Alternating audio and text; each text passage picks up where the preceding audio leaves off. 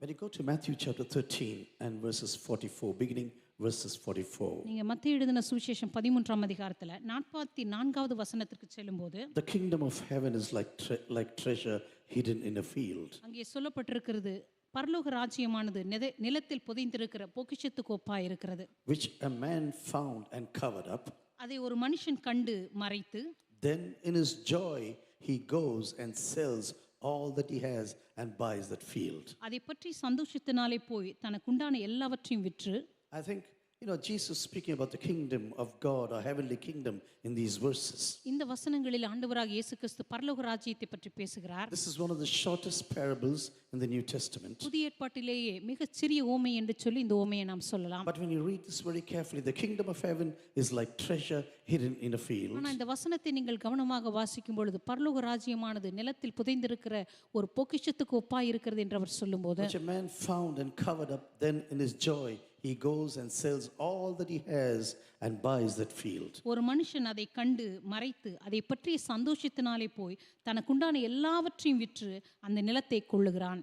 When I came to the Lord Jesus Christ some maybe 39-40 years ago, கிட்டத்தட்ட 39-40 ஆண்டுகளுக்கு முன்பதாக ஆண்டவராகிய இயேசு கிறிஸ்துவண்டை நான் வந்தபோது all the verses that God gave me at that time, அந்த நேரத்திலே கர்த்தர் எனக்கு கொடுத்த எல்லா வசனங்களும், it's one verse that God said to Abraham, I will make you a blessing to the nations of this world. அதிலே ஒரு வசனமானது ஆண்டவராகிய தேவன் ஆபிரகாமை பார்த்து சொல்கிறார், நான் உன்னை ஆசீர்வதித்து தேசங்களுக்கு உன்னை ஆசீர்வாதமாக மாற்றுவேன். At that time all the theological institutions were encompassed with this theology, the Laodicean theology. அந்த நேரத்தில் அங்கிருந்தான எல்லா இறையியல் நிறுவனங்களும் லவோதிக்கேயாவினுடைய இறையியலை பற்றி அவர்கள் அதிகமாக அதிலே புதைந்து போயிருந்தார்கள். All the people will be getting cold, they will be neither cold nor hot, and so God is going to spit them out one day. அவர்கள் சொல்லிக் கொண்டிருந்தார்கள் எல்லா சபைகளும் ஒரு நாள் அது குளிரும் இல்லாமல் அனலும் இல்லாமல் போய்விடும், எனவே ஆண்டவர் அவர்களை வாந்தி பண்ணி போடுவார் என்று சொன்னார்கள். So God needs to come and shake up the churches, and this is what is going to happen in the last days. எனவே கடைசி நாட்களில் ஆண்டவர் வந்து ஒரு விசையாய் கூட சபையை அவர் அதிரச் செய்ய வேண்டும், உலுக்க வேண்டும் என்று சொல்லிக் கொண்டிருந்தார்கள். But I said,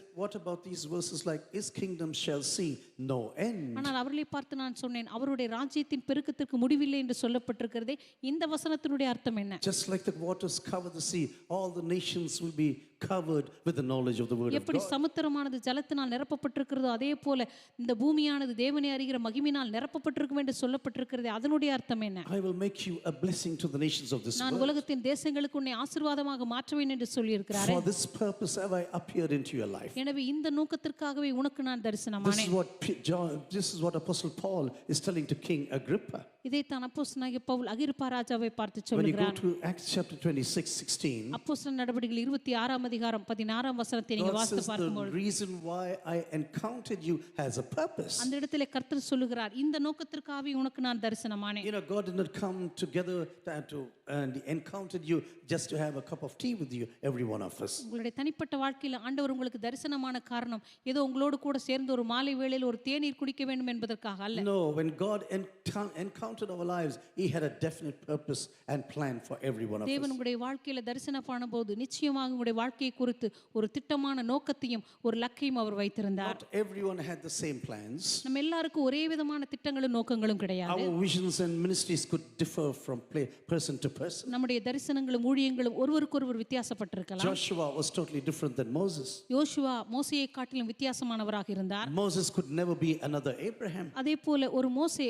இன்னொரு ஆபிரகாமாகவும் இருந்திருக்க முடியாது. Gideon can never be an Elijah. Gideon ஒருபோது ஒரு எலியாவாக இருந்திருக்க முடியாது. So when God called a certain person, எனவே கர்த்தர் ஒரு குறிப்பிட்ட மனிதனை அழைக்கும்போது he had a plan and a destiny for every one of us. எப்பொழுதுமே நம் ஒவ்வொருடைய வாழ்க்கையில தேவன் ஒரு திட்டவட்டமான நோக்கத்தையும் லக்கையும் அவர் And that's the வைத்திருந்தார். reason why he said you should walk in ways that I have foreordained for you. இந்த காரணத்தினால் தான் கர்த்தர் சொன்னார், உனக்காக நான் முன்குறித்ததான பூர்வ பாதைகளிலே நீ நடக்க வேண்டும் என்று சொன்னார். These are some of the verses that really shook me when I came to the Lord Jesus. இந்த வசனங்கள் எல்லாம் நான் ஆண்டவராகிய இயேசு கிறிஸ்துவண்டை வந்தபோது உண்மையாகவே என்னை அசைத்த ஒரு வசனங்கள். Especially Saul, as he was called before he was converted. விசேஷமாக சவுல் அவன் ரட்சிக்கப்படுவதற்கு முன்பதாக அழைக்கப்பட்ட If you really want to understand this person completely, இந்த மனுஷனை முற்றிலுமாக நீங்கள் புரிந்து கொள்ள you விரும்பினால் should understand the Greco-Roman background of this one single person. இந்த குறிப்பிட்ட மனிதனுடைய வாழ்க்கையை அறிந்து கொள்ளும்படியாக கிரேக்கர்களுடைய ரோமர்களுடைய பின்னணியத்தை நீங்கள் அறிந்து கொள்ள வேண்டும். His upbringing in a Jewish family. ஒரு யூத குடும்பத்தில் அவர் பிறந்து வளர்க்கப்பட்டவர். He was an Hellenistic Roman citizen. இந்த மனுஷன் தன்னுடைய வாழ்க்கையிலே ஒரு ரோம குடியுரிமையை பெற்றுக்கொண்ட ஒரு சிறப்பான He மனிதன். could speak the Greek language, கிரேக்க பாஷை அவரால் பேச but முடியும். he also had a Roman passport. அதே போல ரோம குடியுரிமை வைத்திருந்தவர். He was wonderful in tent making, மிக அற்புதமாக கூடார தொழிலை செய்யக்கூடியவர். because the place Tarsus where he was born was famous for tent making. ஏனென்றால் அவர் பிறந்த அந்த இடமான தர்சூஸ் பட்டணமானது கூடார தொழிலை செய்வதற்கு மிகவும் பிரபலமான ஒரு பட்டணமாக When இருந்தது. you look into the pedigree of this person, இந்த மனுஷனுடைய வாழ்க்கையினுடைய பின்னணியை கல்வி பின்னணியை நீங்கள் பார்க்கும்போது everything was destined for a great career in the Jewish religion. எல்லாமே யூத கலாச்சாரத்திலிருந்து மிக அற்புதமான ஒரு வாழ்க்கையை தொடர்வதற்காக அவருக்காக That's the கொடுக்கப்பட்டிருந்தது. reason why in the first century after Jesus, இந்த காரணத்தினால் தான் இயேசு கிறிஸ்துக்கு பிற்பாடு முதல் நூற்றாண்டிலே he was ravaging the church of Jesus. அந்த நாட்களிலே இயேசுவின் சபைக்கு விரோதமாக அவர் சீறி பாய்ந்து He கொண்டிருந்தார். dragged off men and women and children and beat them. அவர் குழந்தைகளையும் பெண்களையும் கூட அவர்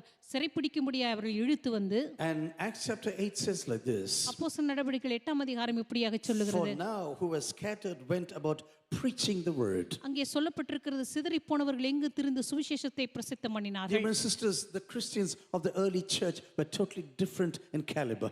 ஆதி சபையினுடைய கிறிஸ்தவர்களானவர்கள் இன்றைக்கு இருக்கிற விசுவாசிகளை காட்டிலும் முற்றிலுமான ஒரு தரம் வாய்ந்தவர்கள் என்று நான் When சொல்வேன். persecution began to ravage the church, the early church, அன்றைக்கு உத்தரமானது இயேசுவின் சபைக்குள்ளாக அதிகமாக வந்தபோது they did not go into hiding. அவர்கள் ஒருபோதும் போய் தங்களை தாங்களே மறைத்துக் கொள்ளவில்லை. Yes, they were being dispersed right now. நிச்சயமாகவே அவர்கள் சிதறடிக்கப்பட்டார்கள், But உண்மைதான். as they were being dispersed, they were dispersing the word of God. ஆனால் அவர்கள் சிதறடிக்கப்பட்ட பொழுது இயேசுவின் சுவிசேஷமும் கூட அங்கே சிதறடிக்கப்பட்டு எல்லா இடங்களிலும் பரவப்பட்டது. One translation says they went around gossiping the gospel of ஒரு Jesus. மொழிபெயர்ப்பு சொல்லுகிறது, அவர்கள் எல்லா இடங்களிலும் சென்று இயேசுவின் சுவிசேஷத்தை ஆங்காங்கே சொல்லிக்கொண்டே சென்றார்கள் The என்று. early church was never a hiding church. ஆதி சபையானது ஒருபோதும் ஒரு ஒளிந்திருக்கிற சபையாக இருக்கவில்லை. Actually, sometimes I think God allows such persecution in the church of உண்மையாகவே Jesus. சில நேரங்களில் நான் நினைக்கிற காரியம், சில நேரங்களிலே கர்த்தர் தாமே உபத்திரவத்தை சபைக்குள்ளாக ஒரு நோக்கத்தோடு கூட அனுமதிக்கிறார் என்று நான் நினைக்கிறேன். I've seen persecution brings unity among Christians. உபத்திரவமானது ஒரு சபைக்குள்ளாக ஒற்றுமை கொண்டு வருகிறது என்பதை நான் When பார்த்திருக்கிறேன். persecution is there, people begin to pray more together with one church and one group of people with another, for ஒரு example. உபத்திரம் வரும்பொழுதுதான் எல்லா சபையை சேர்ந்தவர்களும் எந்த விதமான வேறுபாடும் இல்லாமல் இணைந்து ஜெபிக்க And ஆரம்பிப்பார்கள். this person, actually, he was so violent against the church of இந்த Jesus. சவுலானவன் ஆரம்பத்திலே மிகவும் சபைக்கு விரோதமாக சீறி பாய்ந்து And கொண்டிருந்தான். such a cold-blooded அந்த அளவுக்கு Jewish person. மிகவும் ஒரு இரத்த வெறி பிடித்த ஒரு யூத கலாச்சாரம் நிறைந்த ஒரு மனிதனாக Even இருந்தான். when Stephen was being stoned, அன்றைக்கு ஸ்தேவான் கல்லெறியப்பட்ட போது கூட all the bones are breaking, அவனுடைய எல்லா எலும்புகளும் உடைந்து but கொண்டிருக்கிறது. his face is shining with the glory of God. ஆனால் ஸ்தேவானுடைய முகமோ தேவ மகிமையினால் பிரகாசிக்கிறது. He sees the resurrected Jesus at the right hand side of the Father. உயிர்த்தெழுந்த இயேசு கிறிஸ்துவை பிதாவினுடைய வலது பரிசத்திலே ஸ்தேவான் காண்கிறார். But Saul was just standing around and looking at everything that was happening. ஆனா சவுல் அந்த இடத்துல நின்று கொண்டு நடக்கிற எல்லாவற்றையும் பார்த்து கொண்டு வேடிக்கை பார்த்து கொண்டு நின்று Dear brothers and கொண்டிருக்கிறார். sisters, I personally believe God can change any person in this world. எனக்கு அருமையான சகோதர சகோதரிகளே, இந்த உலகத்துல எந்த மனுஷனையும் தேவனால் மாற்ற முடியும் என்று நான் You can விசுவாசிக்கிறேன். be a hard-hearted person ஒருவேளை நீங்க மிக மிக கடின இதயம் நிறைந்த ஒரு மனிதனாக who இருக்கலாம். can say, yes, Jesus was a liar. நீங்க சொல்லலாம் இயேசு கிறிஸ்து ஒரு பொய்யன் என்று சொல்லலாம். He was never the Messiah. இந்த மனுஷன் ஒருபோது ஒரு மேசியாவாக இருந்ததே கிடையாது என்று We can சொல்லலாம். throw so many things against the Lord Jesus Christ. கர்த்தரா இயேசு கிறிஸ்துவுக்கு விரோதமாக அநேக தூஷண வார்த்தைகளை கூட நாம் But பேசலாம். God says when He has a plan, He plans and gets the person whom He wants into the kingdom. ஆனா கர்த்தர் சொல்லுகிறார், எந்த மனுஷனை அவர் பிடிக்க வேண்டும் என்று நினைக்கிறாரோ ஒரு நோக்கத்தோடு கூட தம்முடைய ராஜ்யத்துக்குள்ளாக அந்த மனுஷனை பிடித்து அவர் கொண்டு வருகிறார். When He was on the way now to Damascus, அந்த நாளிலே தமஸ்குக்கு செல்லும் பிரயாணத்திலே சவுல் இருந்தபோது, you know, there were 40 synagogues in those days in Damascus. அந்த நாட்களிலே தமஸ்குவிலே கிட்டத்தட்ட 40 ஜெபாலயங்கள் He இருந்தன. said, I will get hold of the Christians. அவன் சொன்னான், இங்க இருக்கிற எல்லா கிறிஸ்தவர்களையும் நான் பிடித்து I will விடுவேன். tie them together, bring them to Jerusalem. அவர்கள் எல்லாரையும் கட்டி கொண்டு வந்து எருசலேமிலே கொண்டு I வருவேன். will make them stand before the Sanhedrin. அவர்கள் எல்லாரையும் சனகரிப்பு சங்கத்துக்கு முன்பதாக நிற்க And I will வைப்பேன். see that all of them are punished. அவர்கள் எல்லாம் தண்டிக்கப்படுவதை நான் பார்க்க You know, விரும்புகிறேன். during these years of so-called silence, synagogues cropped up all over that region. அந்த அமைதியான காலங்கள் என்று சொல்லப்படுகிற அந்த வருஷங்களிலே ஜெபாலயங்களானது ஆங்காங்கே முளைக்க தொடங்கின. Before that, synagogues you can never read in the Word of God. அதற்கு முன்பதாக ஜெபாலயம் என்கிறதான வார்த்தையை தேவனுடைய வார்த்தையில நீங்க வாசிக்க But in முடியாது. this 400 years, everything began to crop up. ஆனா அந்த 400 வருடங்களிலே ஆங்காங்கே ஜெபாலயங்கள் முளைக்க You know, தொடங்கின. sometimes sometimes when you see people persecuting the church of Jesus, சில இடங்களில் இயேசுவின் சபையை துன்பப்படுத்துகிற மனுஷர்களை நீங்கள் when பார்க்கும்போது they are breathing threats like Saul, for example, சவுலை போல இயேசுவினுடைய சீடர்களுக்கு விரோதமாக அவர்கள் தங்களுடைய கோபத்தினாலே சீரும்போது, threatening and murdering the disciples of Jesus. அவர்கள் இயேசுவுடைய சீடர்களை பயமுறுத்தி கொலை செய்யும்படியாக பிரயத்தனம் பண்ணும்போது, Sometimes we think, oh Lord, how are you going to handle this சில matter? நேரங்கள் நம்ம நினைப்போம், ஆண்டவரே இந்த சூழ்நிலை நீர் எப்படித்தான் கையாளப் போகிறீர்? Everything seems to go out of hand right now. எல்லாமே இப்பொழுது எங்களுடைய கையை மீறி போய் கொண்டிருக்கிறது. Lord, how are you going to change the situation? ஆண்டவர் எப்படித்தான் இந்த சூழ்நிலையை நீர் மாற்றப் போகிறீரோ? But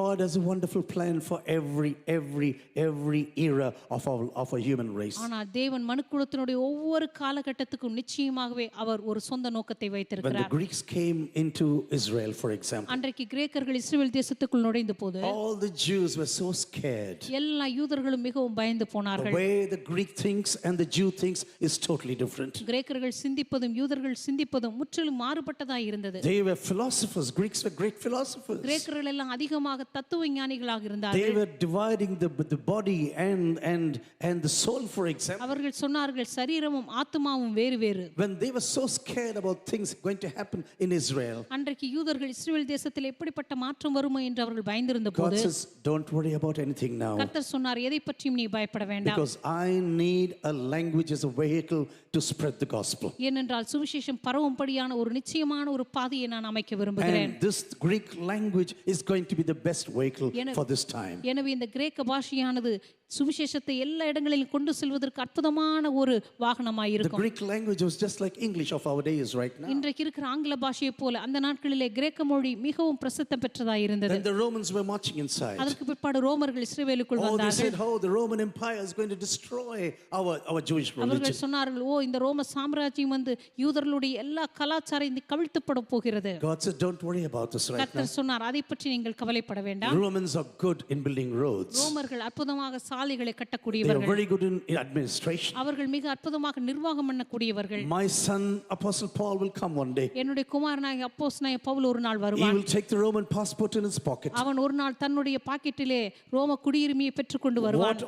Walk on the roads what the Romans have built for him. இந்த ரோமர்கள் அவனுக்காக கட்டினதான சாலைகளில் அவன் நடந்து செல்வான். And he will be spreading the gospel in every nation of this அவன் world. எல்லா தேசங்களுக்குள்ள சுவிசேஷத்தை பரப்பிக் கொண்டு செல்வான். Our God is a wonderful God, I tell நம்முடைய you. தேவன் அற்புதமான தேவன் என்று Our நான் God is a சொல்கிறேன். wonderful God. நம்முடைய தேவன் அற்புதங்களின் தேவனாய் Sometimes இருக்கிறார். we limit our God to a certain level. சில நேரங்களில் நம்முடைய தேவனை ஒரு குறிப்பிட்ட எல்லைக்குள் நாம் வைத்து விடுகிறோம். God says, I have my own plans. ஆனால் தேவன் சொல்லுகிறார், எனக்கென்று சொந்த திட்டங்களை நான் And the வைத்திருக்கிறேன். coins which I am moving behind the screen, இப்பொழுது திரைக்கு பின்பதாக நான் நகர்த்திக் கொண்டிருக்கிறதான எல்லா காய்களையும் you may not understand immediately. ஒருவேளை அவைகளை நீ இப்பொழுது புரியாமல் இருக்கலாம். This man Saul should have been from a very hardened Jewish family. இந்த மனுஷன் மிக கடினமான ஒரு யூத பின்னணியைச் சேர்ந்ததான ஒரு குடும்பத்தைச் சேர்ந்தவராக இருக்கலாம். His name itself, Shaul, is the name of the first king of Israel. அவருடைய பெயரை இஸ்ரவேல் தேசத்தினுடைய முதல் ராஜாவா இருந்ததான சவுலுடைய பெயரை கொண்டிருந்தது. So his parents should have been very ardent Jewish people. எனவே அவருடைய பெற்றோர்கள் நிச்சயமாகவே மிக பாரம்பரியம் நிறைந்த ஒரு பெற்றோர்களாக Parents இருந்திருக்க had வேண்டும். a certain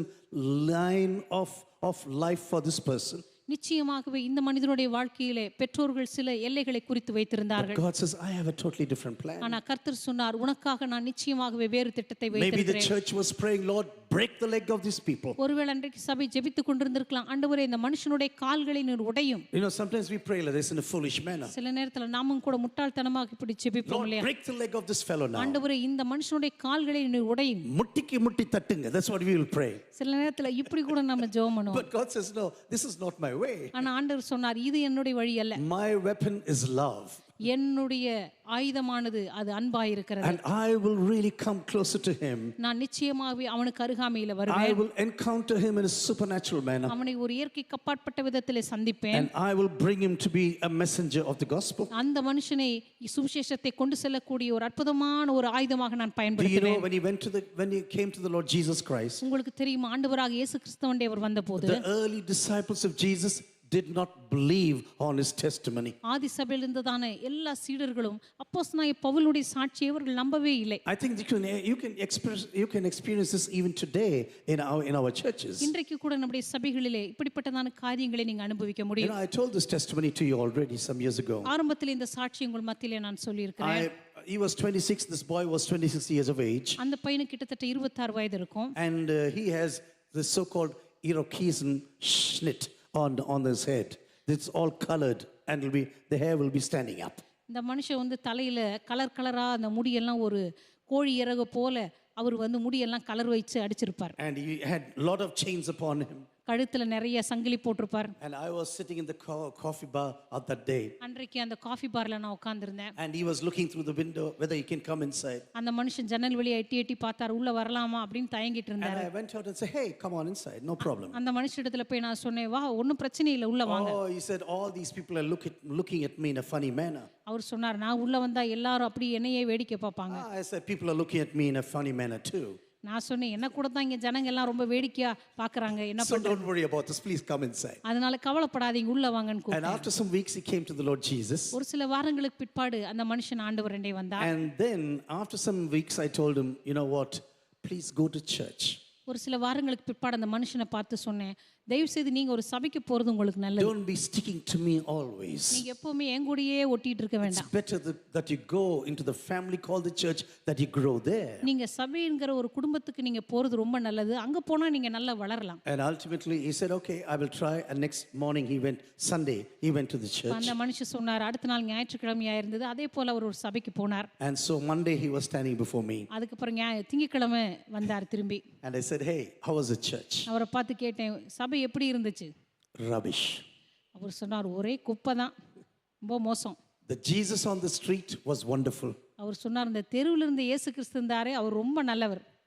But the Jesus in the church is very cruel. ஆனா அந்த சபையில் இருக்கிற இயேசு கிறிஸ்து பாருங்க ரொம்ப மோசம், ரொம்ப கொடூரமா இருக்கிறாருன்னு சொன்னார். Everyone is staring at me. எல்லாரும் பார்த்தா என்னையே முறைச்சு பார்க்கறாங்க. Everyone thinks I am from a mental asylum.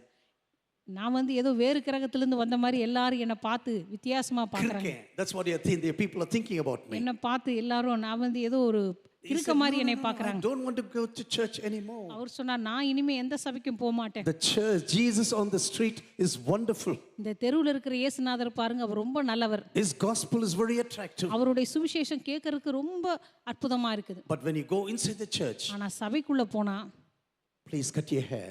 அவங்க சொல்றாங்க, முதல்ல உன் முடியை வெட்டு. Don't color your hair like this. உன் முடியெல்லாம் இப்படி வந்து கலரா அடிச்சிட்டு வராத. The very first day they were talking to him like this. முதல் நாளே சபைக்கு வந்த உடனே ஆரம்பிச்சிட்டாங்க. You know, sometimes when we are so rude to people, சில நேரத்துல ஜனங்களிடத்துல நம்ம இவ்வளவு கடினமா இருக்கும்போது I think you will only chase them out back into the street. நான் நினைக்கிறேன், இப்படி பேசி அவங்கள திருப்பி நம்ம தெருவுக்கு தான் துரத்திட்டு இருக்கோம். But when you can embrace them, ஆனா இப்படி வருகிறவர்களை நீங்க அரவணைக்கும் போது, show them the love of Jesus. இயேசுனுடைய அன்பை அவர்களுக்கு நீங்க காண்பிக்கும் போது, After some time the fullness of the Holy Spirit will surely change them. சில நாட்கள் கழித்து நிச்சயமாவே பரிசுத்த ஆவியானவருடைய அந்த முழுமையானது அவருடைய வாழ்க்கையை மாற்ற You ஆரம்பிக்கும். don't need to put rules and regulations. நீங்க அவருடைய வாழ்க்கையில் ஒண்ணு சட்டதிட்டங்களை போட வேண்டிய அவசியம் இல்லை. When they begin to listen to the voice of God, அவர்கள் கர்த்தருடைய சத்தத்தை கேட்க ஆரம்பிக்கும் போது, when the Holy Spirit begins to lead them, பரிசுத்த ஆவியானவர்களை நடத்த ஆரம்பிக்கும் போது, they will automatically change. அவர்கள் நிச்சயமாகவே மாறத் Dear தொடங்குவார்கள். and sister, this is what happened to Apostle Paul. எனக்கு அருமையான சகோதர சகோதரிகளே, அப்போஸ்தலனாகிய பவுலுடைய வாழ்க்கையில கூட இதுதானே நடந்தது. After he was saved, he was so enthusiastic about the gospel. இந்த மனுஷன் ரட்சிக்கப்பட்ட உடனே சுவிசேஷத்தை குறித்து மிகவும் அவர் சுவராசியமாய் இருந்தார். He is arguing with the Hellenistic Jews. அவர் அங்கிருந்துதான எல்லா கிரேக்க யூதர்களுக்கு மத்தியிலே தர்க்கம் பண்ண He ஆரம்பித்தார். is preaching the gospel to the Hebrews. அங்கிருந்தான எபிரேயர்களுக்கு சுவிசேஷத்தை பிரசங்கிக்க And ஆரம்பித்தார். all the disciples were so afraid of this Apostle Paul. இந்த அப்போஸ்தலனாகிய பவுலை பார்த்து எல்லா சீடர்களும் பயப்பட And they ஆரம்பித்தார்கள். said, "Okay, let us pack him back to his own place." அவர்கள் நினைத்தார்கள், இந்த மனுஷனை எப்படியாவது திருப்பி அவனுடைய சொந்த இடத்திற்கே அனுப்பிவிடலாம். If you are here, we are going to be in trouble. நீ தொடர்ந்து இதே இடத்தில் இருந்தா நிச்சயமாவே நாங்களும் பிரச்சனைக்குள்ள ஆவோம். You know, you read this story, you'll be really, really excited. இந்த வசனங்களை நீங்க வாசித்து பார்த்தா இந்த கதையை பார்த்து நீங்க உண்மையாகவே Then he பரவசப்படுவீர்கள். goes to Arabia, then he comes back to Jerusalem. அதற்கு பிற்பாடு இந்த மனுஷன் அரேபியா போய் பின்பு எருசலேமுக்கு வருகிறார். A person called Barnabas, a son of encouragement. அங்கே பர்னபா என்கிறதான மகன், அதாவது ஆறுதலின் மகன், உற்சாகப்படுத்துகிற என்று சொல்லப்படுகிறவர். Barnabas, that means son of encouragement. உற்சாகம் அளிக்கிறவரின் மகன் அல்லது உற்சாகப்படுத்துகிற மகன் என்று We சொல்லப்படுகிற need அர்த்தமுடையவர். fathers and mothers in the church of Jesus. இயேசுவின் சபையிலே உண்மையாகவே ஆவிக்குரிய தாய்மார்களும் தகப்பன்மார்களும் நமக்கு அவசியமாய் We இருக்கிறது. need brothers and sisters who will encourage other people. மற்றவர்களை உற்சாகப்படுத்தக்கூடியதான சகோதர சகோதரிகள் நமக்கு And then the தேவைப்படுகிறார்கள். ministry of Apostle Paul started in a wonderful way. அதற்கு பிற்பாடு அப்போஸ்தலனாகிய பவுலுடைய ஊழியம் அங்கே அற்புதமாக ஆரம்பிக்கிறது. The way God encountered this person. இந்த மனுஷனை தேவன் எப்படி சந்தித்தாரோ, Dear brothers and sisters, when God has a plan for you, எனக்கு அருமையான சகோதர சகோதரிகளே, உங்களுடைய வாழ்க்கையில தேவன் ஒரு திட்டத்தை வைத்திருக்கும் where போது He is going to encounter you, அவர் எந்த இடத்தில் அவர் உங்களை சந்திக்க போகிறார், when He is going to encounter our you, எப்பொழுது உங்களை சந்திக்க போகிறார், under what circumstances He is going to encounter you. எப்படிப்பட்டதான சூழ்நிலையில் அவர் உங்களை சந்திக்க போகிறார். God doesn't need any knowledge from you. உங்களிடமிருந்து தேவனுக்கு எந்த ஒரு அறிவோ ஆலோசனையோ அவருக்கு அவசியம் இல்லை. He doesn't need your personal counseling right now. தேவனுக்கு உங்களுடைய தனிப்பட்ட ஆலோசனை எந்த விதத்திலும் தேவையில்லை. When you look into the life of Apostle Paul, அப்போஸ்தலனாகிய பவுலுடைய வாழ்க்கையை நீங்கள் பார்க்கும்போது, I personally believe he changed Christianity. இந்த மனுஷன் உண்மையாகவே கிறிஸ்தவத்தை முற்றிலுமாக மாற்றினார் என்று After சொல்லுவேன். Jesus, I do not know of anyone who put so much of his knowledge and revelations into the Christian faith. இயேசு கிறிஸ்துவுக்கு பிற்பாடு இந்த அப்போஸ்தலனாகிய பவுலை போல தேவனை பற்றி தான் அறிவையும் ஞானத்தையும் வெளிப்பாடுகளை பெற்றுக்கொண்ட வேறொருவர் இருக்கிறாரா என்று எனக்கு தெரியவில்லை. 1/3 of the New Testament is from this one man. புதிய ஏற்பாட்டில் இருக்கிறதான 1/3 பகுதி அப்போஸ்தலனாகிய பவுலினால் எழுதப்பட்டது. He was scattering throughout Europe, இந்த மனுஷன் இந்த ஐரோப்பா கண்டம் முழுவதும் பிரயாணம் பண்ணுகிறார். planting churches of the Lord Jesus Christ. எல்லா இடங்களிலும் கர்த்தராகிய இயேசு கிறிஸ்துவின் சபையை நிறுவுகிறார். And until he died in Rome one day, இந்த மனுஷன் ஒரு நாள் ரோமாபுரியிலே மரிக்கும் வரைக்கும், until he went to Rome, his calling was to go to Rome one day. இந்த மனுஷனுடைய அழைப்பானது ஒரு நாள் ரோமாபுரிக்கு சென்றடைய வேண்டும் என்பதுதான். Being fully aware he is going to face death. இந்த மனுஷனுக்கு நிச்சயமாக தெரியும், ஒரு நாள் நான் மரணத்தை சந்திக்க He போகிறேன். says, I have to go to Rome right ஆனா now. அவர் சொல்லுகிறார், நான் ரோமாபுரிக்கு போயாக The வேண்டும். gospel has to enter into the palace of the emperor. ரோமாபுரியில் இருக்கிறதான அந்த ரோம ராயனுடைய அரண்மனைக்குள்ளாக சுவிசேஷம் பிரவேசித்தாக வேண்டும். When God chose you to come into his fold, தேவன் தம்முடைய மந்தைக்குள்ளாய் வரும்படி அவர் உங்களை அழைத்திருந்தால், God has a purpose and a destiny for you. கர்த்தர் நிச்சயமாகவே உங்களுக்கு என்று ஒரு திட்டத்தையும் நோக்கத்தையும் அவர் The வைத்திருக்கிறார். vision that you are carrying in your heart right now, உங்களுடைய இருதயங்களில் நீங்க சுமந்து கொண்டிருக்கிற தரிசனமானது, it's not from any human person. அது ஒன்றும் எந்த மனிதரிடமிருந்து வந்ததல்ல. When you have received a vision from God, தேவனிடமிருந்து நீங்கள் ஒரு தரிசனத்தை பெற்றுக் கொண்டிருந்தால், I've known person who can never sleep because of the vision. ஒரு தரிசனத்தை பெற்று கொண்டிருக்கிறதான மனுஷன் அந்த தரிசனத்து நிமித்தமே அது அவனை தூங்க விட்டார். Maybe no one in the family understands him. ஒருவேளை குடும்பத்தில் இருக்கிற எவருக்கும் அது புரியாமல் இருக்கலாம். Not the closest friends understand him. ஒருவேளை அவங்களுக்கு அருகாமையில் இருக்கிற நண்பர்கள் கூட அதை புரிந்து கொள்ளாமல் But in his இருக்கலாம். heart there is a burden for certain areas of this world. ஆனா அந்த மனுஷனுடைய இருதயத்திலே இந்த உலகத்தினுடைய ஒரு குறிப்பிட்ட பகுதியை குறித்தான ஒரு பாரம் அழுத்திக் கொண்டே Or இருக்கும். maybe like Jim Elliot for certain people in Ecuador. ஒருவேளை ஜிம் எலியட்டை போல ஈக்குவடர் தேசத்திலிருந்து தான் ஒரு குழு ஜனங்களுக்காக அவர் போனாரே. This life I cannot hold anymore. அவர் சொன்னார், இந்த ஜீவனை நான் ஒருபோதும் நிரந்தரமாக But வைத்துக் I'm கொள்ள getting hold முடியாது. of something which I can never lose. ஆனா என்னுடைய வாழ்க்கையில் இழந்து போகாத ஒன்றை என்னால் பிடித்துக் கொள்ள The முடியும். gospel I can never lose in my life. இந்த சுவிசேஷத்தை ஒருபோதும் நான் இழந்து போக The முடியாது. kingdom of God I can never lose. தேவனுடைய ராஜ்யத்தை ஒருபோதும் நான் இழந்து போக And for முடியாது. this purpose I am prepared to do the utmost for my Lord Jesus இந்த Christ. காரணத்துக்காக என் வாழ்க்கையில மிக அரிதான காரியங்களை செய்வதற்கு நான் ஆயத்தமாக When இருக்கிறேன். God entered into your personal life, தேவனுடைய தனிப்பட்ட வாழ்க்கையில் அவர் பிரவேசித்த போது, do you know that everything changed because God had a definite plan for you? தேவனுடைய வாழ்க்கையில் ஒரு குறிப்பிட்ட நோக்கத்தை வைத்திருந்ததினாலேயே உங்களுடைய வாழ்க்கையில் எல்லாம் மாறியது உங்களுக்கு He தெரியுமா? brought you out of darkness into this glorious light. அவர் உங்களை அந்தகார இருளில் நின்று ஆச்சரியமான வெளிச்சத்திற்கு கொண்டு வந்தார். Immediately you had revelations that you never thought about. உடனடியாக இதுவரைக்கும் உங்களுடைய எண்ணங்களிலே தோன்றாத வெளிப்பாடுகளை நீங்கள் பெற்றுக்கொண்டீர்கள். Until you met the Lord Jesus Christ. நீங்க கர்த்தராகிய இயேசுவை அந்த நாளிலே சந்தித்த நாளிலிருந்து, Maybe you had so many questions about certain things in your life. ஒருவேளை அந்த நாள் வரைக்கும் உங்களுடைய இருதயங்களில் அநேக கேள்விகள் இருந்திருக்கலாம். You had no explanation for so many things. ஒரு சில காரியங்களை குறித்து உங்களுடைய வாழ்க்கையில விளக்கம் தெரியாமல் இருந்திருக்கலாம். But after you met the Lord Jesus Christ at his cross, ஆனால் கர்த்தராகிய இயேசுவை அந்த கல்வாரி சிலுவையிலே நீங்கள் சந்தித்த பிற்பாடு, after you received the forgiveness of your sins, தேவனுடைய சமூகத்திலிருந்து உங்களுடைய பாவங்களுக்கான மன்னிப்பை நீங்கள் பெற்றுக்கொண்ட பிறகு, after there was reconciliation between you and God forever, தேவனோடு உங்களுக்கும் நடுவிலே ஒரு உண்மையான ஒரு ஒப்புரவாகுதல் உண்டான போது, and when you began to walk into the holy place with God, தேவனோடு கூட அந்த பரிசுத்த ஸ்தலத்திலே நீங்கள் நடந்து செல்ல துவங்கின போது, suddenly you have this great revelation. திடீரென்று இந்த மிகப்பெரிய வெளிப்பாடு உங்களுடைய வாழ்க்கைக்குள்ளாக வந்தது.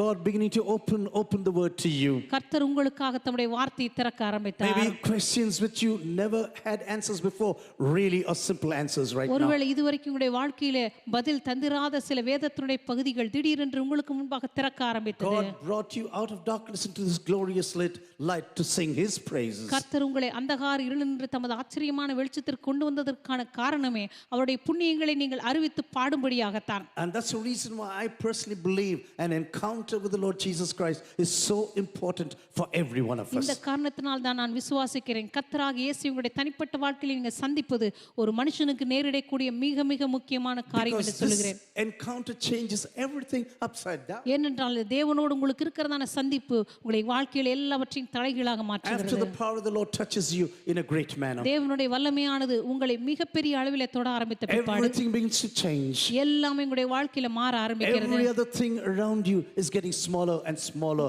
in importance. உங்களுடைய வாழ்க்கையிலே சுற்றி இருக்கிற மற்ற எல்லா காரியங்களும் அதனுடைய முக்கியத்துவத்தை கொஞ்சம் கொஞ்சமாக இழக்க And ஆரம்பிக்கிறது. after you experience the power of the risen Christ, தேவனுடைய வல்லமை உங்களுடைய வாழ்க்கையில நீங்க அனுபவித்த பிற்பாடு do you know everything in your life totally changes forever? உங்களுக்கு தெரியுமா உங்களுடைய வாழ்க்கையானது நிரந்தரமாக மாறிவிடுகிறது. No one around you really understands anything. உங்களை சுற்றி இருக்கிற எந்த மனுஷனும் உங்களை பற்றி புரிந்து கொள்ள They are மாட்டார்கள். not able to understand your decisions, அவர்கள் உங்களுடைய முடிவுகளை புரிந்து கொள்ளவும் the மாட்டார்கள். ways you are going on, நீங்கள் உங்களுடைய சொந்த பாதைகளிலே போய் கொண்டிருக்கிற அந்த the நிலைமை, decisions that you are taking for your life. உங்களுடைய வாழ்க்கையில் நீங்க எடுக்கிறதான முடிவுகள், Everything, no one understands. They are coming along with you, but they do not அவர்கள் understand. உங்களோடு தான் வருவார்கள், ஆனால் நீங்க எடுக்கிற தீர்மானங்கள் எல்லாம் அவர்களால் விளங்கிக் கொள்ள முடியாது. This discovery of the treasure called the kingdom of God, இந்த பொக்கிஷத்தை நீங்கள் கண்டுபிடித்த பிற்பாடு, இந்த தேவனுடைய ராஜ்யம் என்கிற பொக்கிஷத்தை நீங்கள் கண்டுபிடித்த பிற்பாடு, there is so much of joy in your life உங்களுடைய வாழ்க்கையிலே சொல்லிலடங்கா சந்தோஷம். that you say, this is the greatest treasure I've seen in my life. நீங்க சொல்லுகிற என் வாழ்க்கையிலே நான் கண்டுபிடித்த மிகப்பெரிய பொக்கிஷம் இதுதான். There is fullness of joy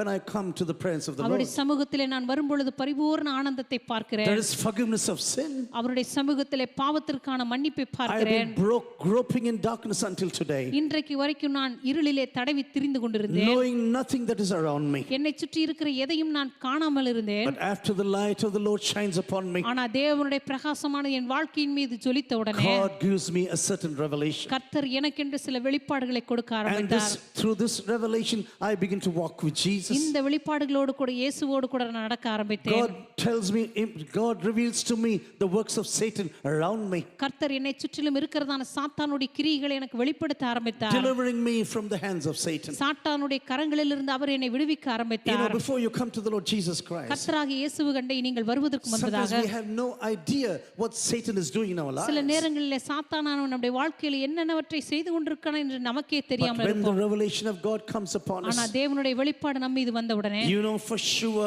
where Satan is working around you. நிச்சயமா உங்களுடைய வாழ்க்கையில பிசாசு எந்த இடத்துல வேலை செய்கிறான் என்பதை நீங்கள் அறிந்து There is a கொள்வீர்கள். great joy after you discover this treasure in your life. இந்த பொக்கிஷத்தை நீங்கள் கண்டுபிடித்த உடனே உங்களுடைய வாழ்க்கையில மிகப்பெரிய ஒரு சந்தோஷம். In the Bible it says the kingdom of heaven, தேவனுடைய வார்த்தையை சொல்லுகிறது அது பரலோக ராஜ்யம் என்று, the kingdom of God, அது தேவனுடைய ராஜ்யம் the என்று, kingdom of Jesus, அது இயேசுனுடைய ராஜ்யம் the என்று, kingdom of the Lamb. அது ஆட்டுக்குட்டியானுடைய ராஜ்யம் என்று, Everything is the same kingdom. எல்லாமே ஒரே ஒரு நபருடைய ராஜ்யம் And தான். when you have discovered this kingdom, நீங்கள் இந்த தேவனுடைய ராஜ்யத்தை கண்டுபிடித்த உடனே you have such a joy in your heart. உங்களுடைய இருதயத்திலே மிகப்பெரிய சந்தோஷத்தை நீங்கள் And this பெற்றுக்கொள்கிறீர்கள். joy begins to propel the decisions that you are taking for the future. இந்த சந்தோஷமானது தேவனுடைய ராஜ்யத்தில் இங்க எடுக்கிறதான முடிவுகள் எல்லாம் அது சுழற்ற ஆரம்பிக்கிறது. You say, Lord, nothing is comparable with this treasure which I found now. நீங்கள் ஆண்டவரை பார்த்து சொல்ல ஆரம்பிக்கிறீர்கள், ஆண்டவரே பொக்கிஷமாகி உம்மோடு கூட வேறு எந்த காரியத்தை நான் ஒப்பிடவே முடியாது என்று. Nothing what I have till now in my life ஆண்டவர் இன்றைக்கு வரைக்கும் என் வாழ்க்கையில வைத்திருக்கிற எதுவுமே உமக்கு can நிகராகாது. be compared to this great treasure that I have. என்னுடைய வாழ்க்கையில் இருக்கிறதான இந்த ஒப்பற்ற பொக்கிஷத்துக்கு இந்த உலகத்தில் வேற எதையாவது நான் நிகராக்க முடியுமா? I personally believe this is what Paul speaks about in Philippians chapter 3. தனிப்பட்ட வாழ்க்கையிலே நான் விசுவாசிக்கிற காரியமானது பிலிப்பியிருக்கிற நிருபத்திலே அப்போஸ்தலனாகிய பவுல் சொல்லுகிற காரியம். This is what God said to Apostle Paul in his life. அங்கே அப்போஸ்தலனாகிய பவுலை பார்த்து தேவன் சொல்லுகிறார், But rise and stand upon your feet, நீ எழும்பி உன்னுடைய காலூன்றி நில். for I have appeared to you for this purpose, இந்த நோக்கத்திற்காகவே நான் உனக்கு to தரிசனமானேன். appoint you to serve and bear witness to the things in which you have seen with me. என்னோடு கூட நீ கண்டதான இந்த காரியத்தை நீ சாட்சியாக இருக்கும் பொருட்டு நான் உனக்கு தரிசனமானேன். And those to which I will appear in the future. இந்த காரணத்துக்காகவே எதிர்காலத்திலே நான் உனக்கு தரிசனமாவேன். I personally believe when you have such a delivering delivering encounter with Jesus, உங்களுடைய வாழ்க்கையில அப்படிப்பட்ட ஒரு விடுதலையின் ஒரு சந்திப்பை தேவனோடு கூட நீங்க பெற்றுக்கொள்ளும் when போது, you have received such revelations from God, அப்படிப்பட்டதான வெளிப்பாட்டை தேவனிடமிருந்து நீங்க பெற்றுக்கொள்ளும் போது, everything turns upside down. எல்லாமே உங்களுடைய வாழ்க்கையில தலைகளாக மாற You ஆரம்பிக்கிறது. begin to understand the ways of Satan that is destroying this world. இதுவரைக்கும் இந்த உலகத்தை அழித்துக் கொண்டிருக்கிறதான சாத்தானுடைய வழிகள் எல்லாம் நீங்கள் அறிந்து கொள்ள You know, ஆரம்பிக்கிறீர்கள். you have been called to open the eyes of people. இங்கே சொல்லப்பட்டிருக்கிறது, குருடுடைய கண்களை நீ You திருக்கும்படியாகவும், pull them out from darkness into this glorious light. இருளை விட்டு ஒளியினிடத்திற்கு அவர்களை You திருப்பும்படியாகவும், have to bring them out of the jurisdiction of Satan in their lives. சாத்தானுடைய ராஜ்யத்தை விட்டு அவர்களை வெளியே கொண்டு வரும்படிக்கும், Until they are under the jurisdiction, you can do nothing. அவர்கள் எதுவரைக்கும் சாத்தானுடைய அதிகாரத்தில் இருக்கிறார்களோ அதுவரைக்கும் நீ அவர்களை ஒன்றும் செய்ய The முடியாது. power of Satan has to be broken in the lives of such people. அப்படிப்பட்ட மனுஷனுடைய வாழ்க்கையில பிசாசனுடைய அதிகாரமானது உடைக்கப்பட It has வேண்டும். to be broken by the power of the blood of Jesus. இயேசு கிறிஸ்துவினுடைய இரத்தத்தின் வல்லமையினாலே பிசாசனுடைய கிரியைகள் உடைக்கப்பட When வேண்டும். these people come out of darkness, இந்த மனிதர்கள் இருளை விட்டு ஒளியினிடத்திற்கு when வரும்போது, they come out of the claws of Satan, அவர்கள் சாத்தானுடைய அதிகாரத்தை விட்டு வெளியே when the வரும்போது, eyes are open now for revelations from God, தேவனுடைய வெளிப்பாடுகளுக்காக அவருடைய மனக்கண்கள் திறக்கப்படும் போது, and this is the reason why God says to Apostle Paul, this is the reason I am sending you to them. அப்போஸ்தலனாகிய பவுலை பார்த்து சொல்லுகிறார், இந்த காரணத்துக்காகவே உன்னை அவரிடத்திற்கு நான் Dear அனுப்புகிறேன். brothers and sisters, do you know this is what God expects from us in our ministries? என கருமையான சகோதர சகோதரிகளே, நம்முடைய ஊழியங்களில கூட தேவன் இதைத்தான் When எதிர்பார்க்கிறார். you meet people, you are called to open the eyes of the people, நீங்கள் ஜனங்களை சந்திக்கும் பொழுது அவருடைய கண்களை திறக்கும்படியாகவே நீங்கள் to அனுப்பப்படுகிறீர்கள். deliver them from the claws of Satan, அவர்களை சாத்தானுடைய அதிகாரத்தை விட்டு திருப்பும்படியாக, to bring them out of darkness into this glorious light, அவர்களை இருளை விட்டு தேவனுடைய வெளிச்சத்திற்கு கொண்டு so that வரும்படியாக. they begin to sing the praises of Him who does such glorious things. எனவே அப்படிப்பட்ட மகத்துவமான காரியங்களை செய்கிறதான தேவனுடைய மகிமையை பாடும்படியாக. You know, just imagine, I'm telling you an example, just an example now. யோசித்து பாருங்க, ஒரு உதாரணத்தை உங்களுக்கு நான் You சொல்லுகிறேன். know how the kingdom of God is. தேவனுடைய ராஜ்யம் எப்படி இருக்கிறது தெரியுமா? You go to a certain automobile company நீங்க ஒரு குறிப்பிட்ட ஒரு ஆட்டோமொபைல் கம்பெனிக்கு போகிறீர்கள். and you are selecting a car for yourself. அந்த இடத்துல உங்களுக்காக ஒரு காரை நீங்கள் தெரிவு And you say, செய்கிறீர்கள். oh, this car is the best for me.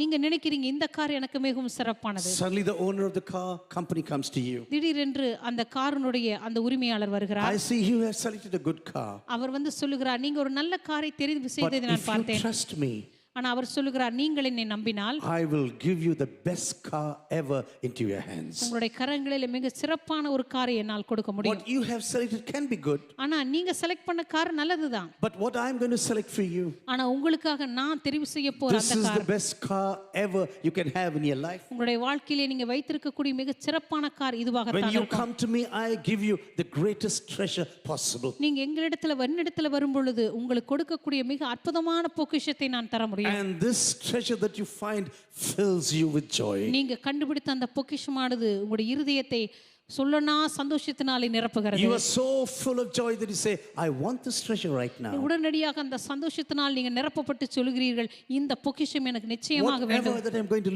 lose in my life, இதற்காக என் வாழ்க்கையில நான் எதை இழந்தாலும் பரவாயில்லை. whatever I need to get rid of in my personal life, என்னுடைய தனிப்பட்ட வாழ்க்கையில் எந்த காரியத்தை நான் தொலைத்தாலும் பரவாயில்லை. whatever I need to go away to other people, மற்றவர்களுக்கு எந்த காரியத்தை நான் கொடுக்க வேண்டியதா இருந்தாலும் பரவாயில்லை. this one treasure is important for me. இந்த ஒரு பொக்கிஷம் எனக்கு மிக மிக This முக்கியமானது. man finds the treasure, closes it, and he's full of joy. இந்த மனுஷன் இந்த பொக்கிஷத்தை கண்டுபிடிக்கிறார், அதனுடைய சந்தோஷத்தினாலே அதை மறைத்து அந்த இடத்தை விட்டு அவர் செல்கிறார். Do you know why he's going to buy this treasure? இந்த மனுஷன் எதற்காக இந்த நிலத்தை வாங்க போகிறார் தெரியுமா? After he's found this treasure, he's so full of joy in his இந்த life. பொக்கிஷத்தை அவர் கண்டுபிடித்தவுடனே அதிக சந்தோஷம் அவருடைய உள்ளத்தை நிரப்புகிறது. It's all about the forgiveness of my sins. அவர் கண்டுபிடித்ததெல்லாம் என்னுடைய பாவங்களுக்கான ஒரு மன்னிப்பை. The great taste of the presence of God upon my life. தேவனுடைய பொக்கிஷம் என்கிறதான அந்த அற்புதமான ஒரு காரியத்தை என் வாழ்க்கையில நான் ருசி Where பார்த்திருக்கிறேன். God has broken the power of Satan upon my life. தேவன் என் வாழ்க்கையில் இருக்கிறதான பிசாசுனுடைய அந்த சங்கிலிகளை உடைத்த போது, Where God really brought me out of darkness into this glorious light. தேவன் உண்மையாகவே அந்தகார இருளை விட்டு இந்த ஆச்சரியமான வெளிச்சத்திற்கு என்னை கொண்டு வந்த And போது, because I have found this treasure right now, நான் இந்த பொக்கிஷத்தை I கண்டுபிடித்தபடினாலே have so much of joy in my life. என் வாழ்க்கையிலே நான் சந்தோஷப்படுவதற்கு இன்னும் அதிகமான காரியம் And இருக்கிறது. because of that, I am prepared to get rid of everything else in my personal இந்த life. காரியத்தினாலே என் தனிப்பட்ட வாழ்க்கையில் எல்லாவற்றையும் விட்டு கொடுப்பதற்கு நான் ஆயத்தமாக Dear இருக்கிறேன். brothers and sisters, when you understand the test, sometimes we do not understand certain scriptures in the Bible. எனக்கு அருமையான சகோதர சகோதரிகளே, தேவனுடைய வார்த்தையில சில நேரத்தில் சில காரியங்களை நாம் புரியாமல் இருக்கிறோம். Sometimes when you read about the testimony of Apostle Paul, சில நேரங்கள் அப்போஸ்தலனாகிய பவுலுடைய சாட்சியை நீங்கள் there's வாசிக்கும் a போது wonderful verse in Titus chapter 2 verse 13 and 14. மிக அற்புதமான ஒரு வசனத்தை நீங்க பார்க்க முடியும் தீத்துவனுடைய புத்தகத்துல. Awaiting our blessed hope, the appearing of the glory of our great God and Savior Jesus Christ. நம்முடைய தேவனும் இரட்சகருமாக இயேசு கிறிஸ்துவினுடைய பிரசன்னத்துக்காக காத்து கொண்டிருக்கிற நாம் அனைவருக்கும், who gave himself for us to redeem us from all iniquity and to purify for himself a people of his own who are zealous for good deeds. Titus 2:13 and 14. Yes. அவர் நம்மை சகல அக்கிரமங்களின்று மீட்டுக்கொண்டு தமக்குரிய சொந்த ஜனங்களாகவும் நற்கிரியை செய்ய பக்தி வைராக்கியம் உள்ளவர்களாகவும் நம்மை சுத்திகரிக்கும்படி நமக்காக தம்மை தாமே ஒப்பு கொடுத்தார். God says, I have made you a holy nation.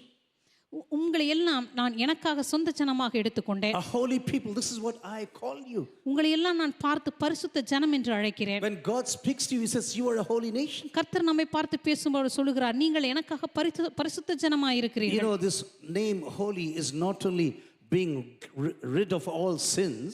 இந்த பரிசுத்தம் என்கிறதான வார்த்தையானது நம்முடைய பாவங்கள் எல்லாவற்றையும் விட்டு நம்மை விடுவிக்கிறது மாத்திரமல்ல, No, being set apart for God. நாம் தேவனுக்காக நம்மை பிரித்தெடுக்கிறதாகவும் காணப்படுகிறது. The vessels in the temple were holy, says the word of God. தேவனுடைய வார்த்தை சொல்கிறது, தேவனுடைய ஆலயத்திலிருந்து தான் அந்த பாத்திரங்கள் எல்லாம் பரிசுத்தமாக்கப்பட்டிருந்தன. None of these vessels ever sinned. இந்த பாவங்கள் எல்லாம், இந்த பாத்திரங்கள் எல்லாம் ஒருபோதும் பாவம் செய்யவில்லை. No, they were set apart for the work in the temple. இல்லை, அவைகள் எல்லாம் தேவனுடைய ஆலயத்திலே ஒரு குறிப்பிட்ட ஊழியத்துக்காக அவைகள் பிரித்து வைக்கப்பட்டன. When God says you are a holy temple, தேவன் சொல்லுகிறார், நீங்கள் ஒரு பரிசுத்த ஆலயமாய் when இருக்கும்போது, you are a holy people, for example, நீங்கள் எனக்காக பரிசுத்த ஜனமாய் God இருக்கும்போது, says I set you apart and brought you out of the world. கர்த்தர் சொல்லுகிறார், இந்த உலகத்திலிருந்து உங்களை எனக்காக நான் மீட்டுக் கொண்டேன். And this is the reason why God says ecclesia, the church, means be brought out. இந்த காரணத்தினால் தான் சபையானது எக்லேசியா என்று அழைக்கப்படுகிறது. அப்படியானால் இந்த உலகத்திலிருந்து வெளியே எடுக்கப்பட்டவர்களின் கூட்டம் என்று I அர்த்தம். brought you out, I set you apart for my own purposes. நான் உங்களை என்னுடைய சொந்த நோக்கங்களுக்காக வெளியே அழைத்திருக்கிறேன், உங்களை பிரித்து வைத்திருக்கிறேன். Because I want you to sing the praises of him who brought you out of this darkness. ஏனென்றால் இந்த அந்தகார இருளில் நின்று உங்களை வெளியே கொண்டு வந்தவருடைய புண்ணியங்களை நீங்கள் பாடும்படியாக. Suddenly when you have the salvation joy of God in your hearts, திடீரென்று உங்களுடைய இருதயங்களிலே இந்த ரட்சிப்பின் சந்தோஷம் நிரம்பி வழிகிறது. we begin to see everything in the perspective of God's kingdom. தேவனுடைய ராஜ்யத்தினுடைய அந்த கோணத்திலிருந்து எல்லாவற்றையும் நாம் பார்க்க ஆரம்பிக்கிறோம். All our decision changes and comes to the purposes of God in our lives. நம்முடைய வாழ்க்கையில தேவனுடைய நோக்கங்களை கொண்டு நம்முடைய எல்லா தீர்மானங்களும் முடிவுகளும் மாற ஆரம்பிக்கிறது. This is the reason why when people really begin to follow Jesus, இந்த காரணத்தினால் தான் ஜனங்கள் இயேசுவை பின்பற்ற ஆரம்பித்த உடனே, when they have encountered God in a powerful manner, அவர்கள் தங்களுடைய தனிப்பட்ட வாழ்க்கையிலே இயேசுவை சந்தித்த உடனே, sometimes even the own family does not understand anything. சில நேரங்களில் அவருடைய சொந்த குடும்பத்தாரே ஒன்றும் புரிந்து கொள்ள முடியாதவர்களாய் They'll be காணப்படுவார்கள். very close to this person. அவர்கள் இந்த நபருக்கு மிகவும் நெருக்கமானவர்களாகத்தான் இருப்பார்கள். Hey, what decision are you taking now? அவர்கள் சொல்லுவார்கள், நீ எடுக்கிற இந்த முடிவுகள் எல்லாம் என்ன? What do you think that you have found a treasure? உங்களுடைய வாழ்க்கையில ஏதோ பொக்கிஷத்தை கண்டுபிடித்து விட்டதாக சொல்கிறாயே, You speak about a treasure that gives you joy. ஏதோ உன் வாழ்க்கையில சந்தோஷத்தை கொடுக்கிற ஒரு பொக்கிஷத்தை கண்டுபிடித்து விட்டேன் என்று சொல்லுகிறாயா? You think you have found a treasure that we did not see? இதுவரைக்கும் எங்க வாழ்க்கையில பார்க்காத ஒரு பொக்கிஷத்தை நீ கண்டுபிடித்து விட்டாய். You throw the world behind உனக்கு பின்பாக இந்த உலகத்தை நீ எறிந்து and விட்டாய். you begin to take every decision in the perspective of this one treasure. இந்த ஒரு பொக்கிஷத்தினுடைய அடிப்படையின் கோணத்திலேயே நீ எல்லா தீர்மானங்களையும் எடுத்துக் கொண்டிருக்கிறாய். Putting everything into one basket. எல்லாவற்றையும் நீ ஒரு கூடையிலே போட்டு விட்டாய். Paying everything on one single horse. ஒரே ஒரு குதிரையின் மீது உன்னுடைய மொத்த பணத்தையும் கட்டி விட்டாய். And you say, oh, I am going to win the race right நீ now. சொல்லுகிறாய், இந்த பந்தயத்திலே நிச்சயமாய் நான் ஜெயிக்க போகிறேன். Maybe the people around you will never understand you. ஒருவேளை உங்களை சுற்றி இருக்கிற ஜனங்கள் உங்களை ஒருபோதும் புரிந்து கொள்ள முடியாத அளவில் இருக்கலாம். It could be a father or mother. ஒருவேளை உங்களுடைய தாயா இருக்கலாம், தகப்பனா It could இருக்கலாம். be your children, it could be your relatives. ஒருவேளை உங்களுடைய பிள்ளைகளா இருக்கலாம், உங்களுடைய உறவினர்களா இருக்கலாம். When you say this treasure, God's kingdom is my first priority. நீங்க இந்த பொக்கிஷம், இந்த ஆண்டோடைய ராஜ்யம் தான் என்னுடைய முதல் முன்னுரிமை என்று சொல்ல ஆரம்பிக்கும் போது, Some people will say, hey, you are really stupid. ஒரு சிலர் உங்களை பார்த்து சொல்லுவார்கள், நீ எவ்வளவு பெரிய ஒரு முட்டாளா In இருக்கிறாய். Germany, they will show like this. ஜெர்மனில முட்டாளா அப்படின்னு கேட்கறதுக்கு இப்படி செய்வாங்க. When they do like this, that means you are total muttal. அவங்க இப்படி தலையை பார்த்து செஞ்சாங்க அப்படின்னு சொன்னா நீங்க சுத்த முட்டாள்னு They அர்த்தம். do this even sometimes on the streets. சில நேரத்துல தெருவுல கூட இப்படி பண்ணுவாங்க. But they should not do this according to the law. ஆனா அங்க இருக்கிற சட்டத்தின்படி இதை செய்யக்கூடாது. But sometimes they do. ஆனா சில நேரத்துல செய்வாங்க. I went from India to Germany, நான் இந்திய தேசத்திலிருந்து ஜெர்மனிக்கு போன உடனே and the next day I forgot அடுத்த that நாள் we drive left in India. அடுத்த நாள் காலையில் எனக்கு மறந்து போச்சு. ஏன்னா இந்திய தேசத்துல நம்ம வந்து இடது பக்கம் தான் வண்டி ஓட்டுவோம். And I was driving my car through the woods in one place. நான் வந்து ஒரு காட்டு வழியா என்னுடைய காரை நான் ஓட்டி கொண்டிருந்தேன். And a huge crowd is following me. எனக்கு பின்னாடி பார்த்தா ஒரு பெரிய கூட்டமே வந்துட்டு இருக்கு. And I was wondering, why are they following me now? இவங்கெல்லாம் ஏன் பெரிய கூட்டமா எனக்கு பின்னாடி வந்துட்டு And இருக்காங்க? suddenly one driver behind me said like this, பின்னாடி hey, that's what he was doing. பின்னாடி வண்டி ஓட்டிட்டு வர்ற ஒரு டிரைவர் என்ன பார்த்து இப்படி பண்ணார் வேகமா. That means, why are you driving on the left now? அவர் சொன்னாரு, ஏன் இப்போ நீ வந்து ஜெர்மனியில இடது பக்கமா வண்டி ஓட்டிட்டு இருக்க? Do you know when you come into God's kingdom, everything changes immediately? நீங்க ஆண்டவருடைய ராஜ்யத்துக்கு வந்த உடனே அங்க எல்லா சட்டதிட்டங்களும் மாறுகிறது உங்களுக்கு தெரியுமா? All your decisions, some people will never understand. சில நேரத்துல நீங்க எடுக்கிற முடிவுகள் எல்லாம் மற்றவர்களால புரிந்து கொள்ளவே முடியாது. He who loves father or mother more than me is not worthy of me. ஆண்டவருடைய வார்த்தை சொல்லுகிறது, தன்னுடைய தகப்பனையோ தாகையோ என்னை காட்டிலும் அதிகமாய் நேசிக்கிறவன் எனக்கு பாத்திரன் அல்ல. I do not hear much sermons on these verses in India. இந்த வசனத்திலிருந்து அதிகமான பிரசங்கத்தை நான் இந்திய தேசத்துல கேட்டதே இல்லை. Some 30 years ago or 35 years ago, I preached on this. கிட்டத்தட்ட ஒரு 30-35 வருஷத்துக்கு முன்னாடி இதுல இருந்து ஒரு பிரசங்கம் பண்ணினேன். And my mother got really angry. அதுக்கப்புறம் எங்க அம்மாவுக்கு ரொம்ப கோவம் வந்துருச்சு. And during lunch time she said, மதிய சாப்பாடு நேரத்துல இப்படி சொன்னாங்க. what do you mean? What do you mean? அப்படின்னா இப்ப நீ என்ன சொல்ல வர? We are not very important for you. அப்படின்னா நாங்களாம் உங்களுக்கு முக்கியம் இல்லையா? I said, Mama, that's not the meaning. That's not the meaning. நான் சொன்னேன், அம்மா அது அர்த்தம் கிடையாது. Jesus says, who loves father or mother more than me is not worthy of me. இயேசு கிறிஸ்து சொல்லுகிறார், என்னை காட்டிலும் தகப்பனையோ தாயோ அதிகமாய் நேசிக்கிறவன் என்று He who சொல்லுகிறார். loves son or daughter more than me is not worthy of me. அல்லது மகனையாவது மகளையாவது என்னிலும் அதிகமாய் And நேசிக்கிறவன், he who does not take the cross and follow me is not worthy of me. அதுக்கப்புறம் தன் சிலுவையை எடுத்துக்கொண்டு என்னை பின்பற்றாதவன் எனக்கு பாத்திரன் அல்ல. He who finds his life will lose it. தன் ஜீவனை காக்கிறவன் அதை இழந்து He who போவான். loses his life for my sake will find it. என் நிமித்தம் தன் ஜீவனை இழந்து போகிறவன் அதை காப்பான். You know, sometimes these verses can be very hard for some people. சில நேரத்துல சிலருடைய செவிகளுக்கு இந்த வசனம் மிக மிக கடினமானதா இருக்கும். Dear brothers and sisters, when you have found this treasure hidden in a field, இந்த கருமையான சகோதர சகோதரிகளே, இந்த அருமையான பொக்கிஷத்தை ஒரு வயல் நிலத்துல நீங்க when கண்டுபிடிக்கும் the போது joy of this treasure begins to fill your heart, இந்த பொக்கிஷத்தினுடைய மகிழ்ச்சி உங்களை நிரப்ப when ஆரம்பிக்கிறது. this person who found the joy goes and gets rid of everything that he has been accumulating until now, இந்த பொக்கிஷத்தை கண்டுபிடித்த உடனே அதை பற்றி சந்தோஷத்தினால் அவன் போய் இதுவரைக்கும் அவன் சேர்த்து வைத்த எல்லாவற்றையும் விற்று when he போடுகிறான். begins to get rid of everything, உடனடியாக தனக்கு இருந்த எல்லாவற்றையும் அவன் இழக்க தயாராகிறான். people look at him and say, hey, what's happening to you right அவனை now? சுற்றிலும் இருக்கிறவர்கள் சொல்லுகிறார்கள், ஓ உனக்கு என்ன நடந்து விட்டது? Your car was so important till now. இதுவரைக்கும் உன்னுடைய கார் தான் உனக்கு ரொம்ப Your முக்கியம், position was very important. உன்னுடைய பதவி தான் உனக்கு ரொம்ப Your முக்கியம், money was very important. உன்னுடைய பணம் தான் உனக்கு ரொம்ப And முக்கியம். now you begin to throw everything away. ஆனா இப்பொழுது எல்லாவற்றையும் நீ தூக்கி எறிய ஆரம்பித்து விட்டாய். What do you think? What life is all about? நீ என்ன நினைக்கிறாய்? இந்த வாழ்க்கையை பற்றி நீ என்னதான் யோசிக்கிறாய்? When you have a vision about the heavenly kingdom, பரலோக ராஜ்யத்தை பற்றி நீங்கள் ஒரு தரிசனத்தை கொண்டிருக்கும் and போது, when you have seen the magnanimity of this kingdom, இந்த அற்புதமான தேவனுடைய ராஜ்யத்தினுடைய அந்த மகிமையை நீங்கள் காணும்போது, when the greatness of this kingdom comes and captures your heart, இந்த தேவனுடைய ராஜ்யத்தினுடைய மகத்துவமானது வந்து உங்களுடைய இருதயங்களை பிடிக்க when ஆரம்பிக்கும் the போது, rule of God comes into every area of your life, தேவனுடைய ஆளுகையானது உங்களுடைய இருதயங்களின் எல்லா பகுதிகளிலும் வர when ஆரம்பிக்கும் போது, God takes charge of your entire life, கர்த்தர் உங்களுடைய வாழ்க்கையினுடைய எல்லாவற்றின் மீது பொறுப்பெடுக்க தொடங்கும் போது, when you begin to surrender everything and say, Lord, everything I give away, I just want this one treasure. ஆண்டவருடைய சமூகத்தில் எல்லாவற்றையும் அர்ப்பணித்து விட்டு, ஆண்டவரே இந்த ஒரே ஒரு பொக்கிஷத்தை மாத்திரம் எனக்கு தாரும் என்று நீங்க சொல்ல Because ஆரம்பிக்கும் போது, this treasure will sustain me. ஏனென்றால் நீங்க சொல்லுவீர்கள், இந்த பொக்கிஷம் என்னை தாங்கும், This treasure will lead me in my life. இந்த பொக்கிஷமானது நிச்சயமாக என்னை This வழிநடத்தும், treasure will surely protect me. இந்த பொக்கிஷம் நிச்சயமாக என்னை பாதுகாக்கும், This treasure will give me complete joy in the presence of God. இந்த பொக்கிஷமானது தேவனுடைய சமூகத்தில் எனக்கு பரிபூர்ண ஆனந்தத்தை தரும். Dear brothers and sisters, when you speak about the kingdom of God, இந்த கருமையான சகோதர சகோதரிகளை, தேவனுடைய ராஜ்யத்தை பற்றி நீங்கள் we பேசும்போது need to understand the importance of the kingdom of Jesus. தேவனுடைய ராஜ்யத்தை பற்றியதான இயேசுவின் ராஜ்யத்தை பற்றியதான முக்கியத்துவத்தை நாம் அறிந்து கொள்ள We வேண்டும். pray very easily, thy kingdom come, thy will be done. நாம் மிக எளிதாக ஜெபித்து விடுகிறோம், ஆண்டவரே உமது சித்தம் செய்யப்படுவதாக உம்முடைய ராஜ்யம் வருவதாக When என்று. God gets hold of you, ஆனால் கர்த்தர் உங்களை பிடிக்கும்போது, and when he says, yes, I want to do my will in you, ஆண்டவர் உங்களை பார்த்து ஆம் என் சித்தத்தை உன் வாழ்க்கையிலே நிறைவேற்ற விரும்புகிறேன் என்று சொல்லும்போது, when God says, sign this empty paper now, ஆண்டவர் உங்களை பார்த்து இந்த வெற்று பேப்பரிலே நீ கையெழுத்து and போட்டுக்கொடு I என்று will சொல்லும்போது, fill all my will in this empty paper. ஆண்டவர் நீ வெற்று பேப்பரிலே கையெழுத்து போட்ட உடனே அதற்கு மேலாக நான் விரும்புகிறதை எல்லாம் எழுதிக் கொள்வேன் என்று You சொல்லும்போது, know, many of us do this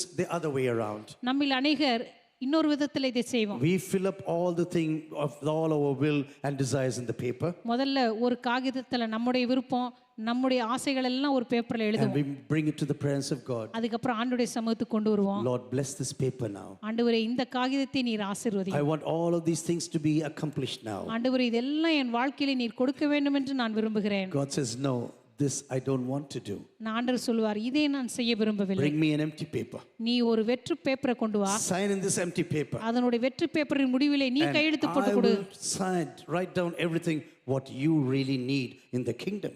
அதற்கு மேல நான் உன்னுடைய வாழ்க்கையிலே என்னுடைய ராஜ்யத்தில் எதெல்லாம் தேவையோ அதெல்லாம் நான் எழுதுவேன் என்று அவர் சொல்லுவார். And sometimes when you hear such message from God, சில நேரங்களில் அப்படிப்பட்ட செய்தி ஆண்டவரிடமிருந்து நீங்க we கேள்விப்படும்போது, behave like this rich person who wanted to follow Jesus. நம்ம எப்படி நடந்து கொள்வோம்னு சொன்னா, ஆண்டவரிடத்தில் ஒரு ஐஸ்வர்யவன் வந்தாரே, அவர் நித்திய ஜீவனை பெற்றுக்கொள்ள வேண்டும் என்று நினைத்து வந்தாரே, அந்த மனுஷனுக்கு என்ன நடந்ததோ அதே போல நாமும் இருப்போம். He found the teaching of Jesus so hard. இந்த மனுஷன் இயேசுவினுடைய உபதேசங்கள் மிகவும் கடினமானவை என்று அறிந்து கொண்டான். On that day, he retracted. அந்த நாளிலே அவன் மனஸ்தாபப்பட்டு மிகுந்த வருத்தத்தோடு போய்விட்டான். Maybe he came back to Jesus later on, I do not know. ஒருவேளை பிற்பாடு அவன் இயேசுவண்டை வந்தானோ இல்லையோ நமக்கு தெரியாது. But on that day, it was too hard for this person. ஆனா அந்த நாளிலே அவருடைய வார்த்தைகளை ஏற்றுக்கொள்வது அவனுக்கு அவ்வளவு கடினமாய் இருந்தது. Dear brothers and sisters, this may be sounding very hard for you. ஒருவேளை இந்த செய்தியை உங்களுக்கு கேட்பதற்கு மிகவும் கடினமாய் இருக்கலாம். You know, when you go through the New Testament, நீங்க புதிய ஏற்பாட்டுக்கு செல்லும்போது, I personally believe Apostle Paul was one of the, what he wrote comes very close to this teaching of Jesus in Matthew chapter 13.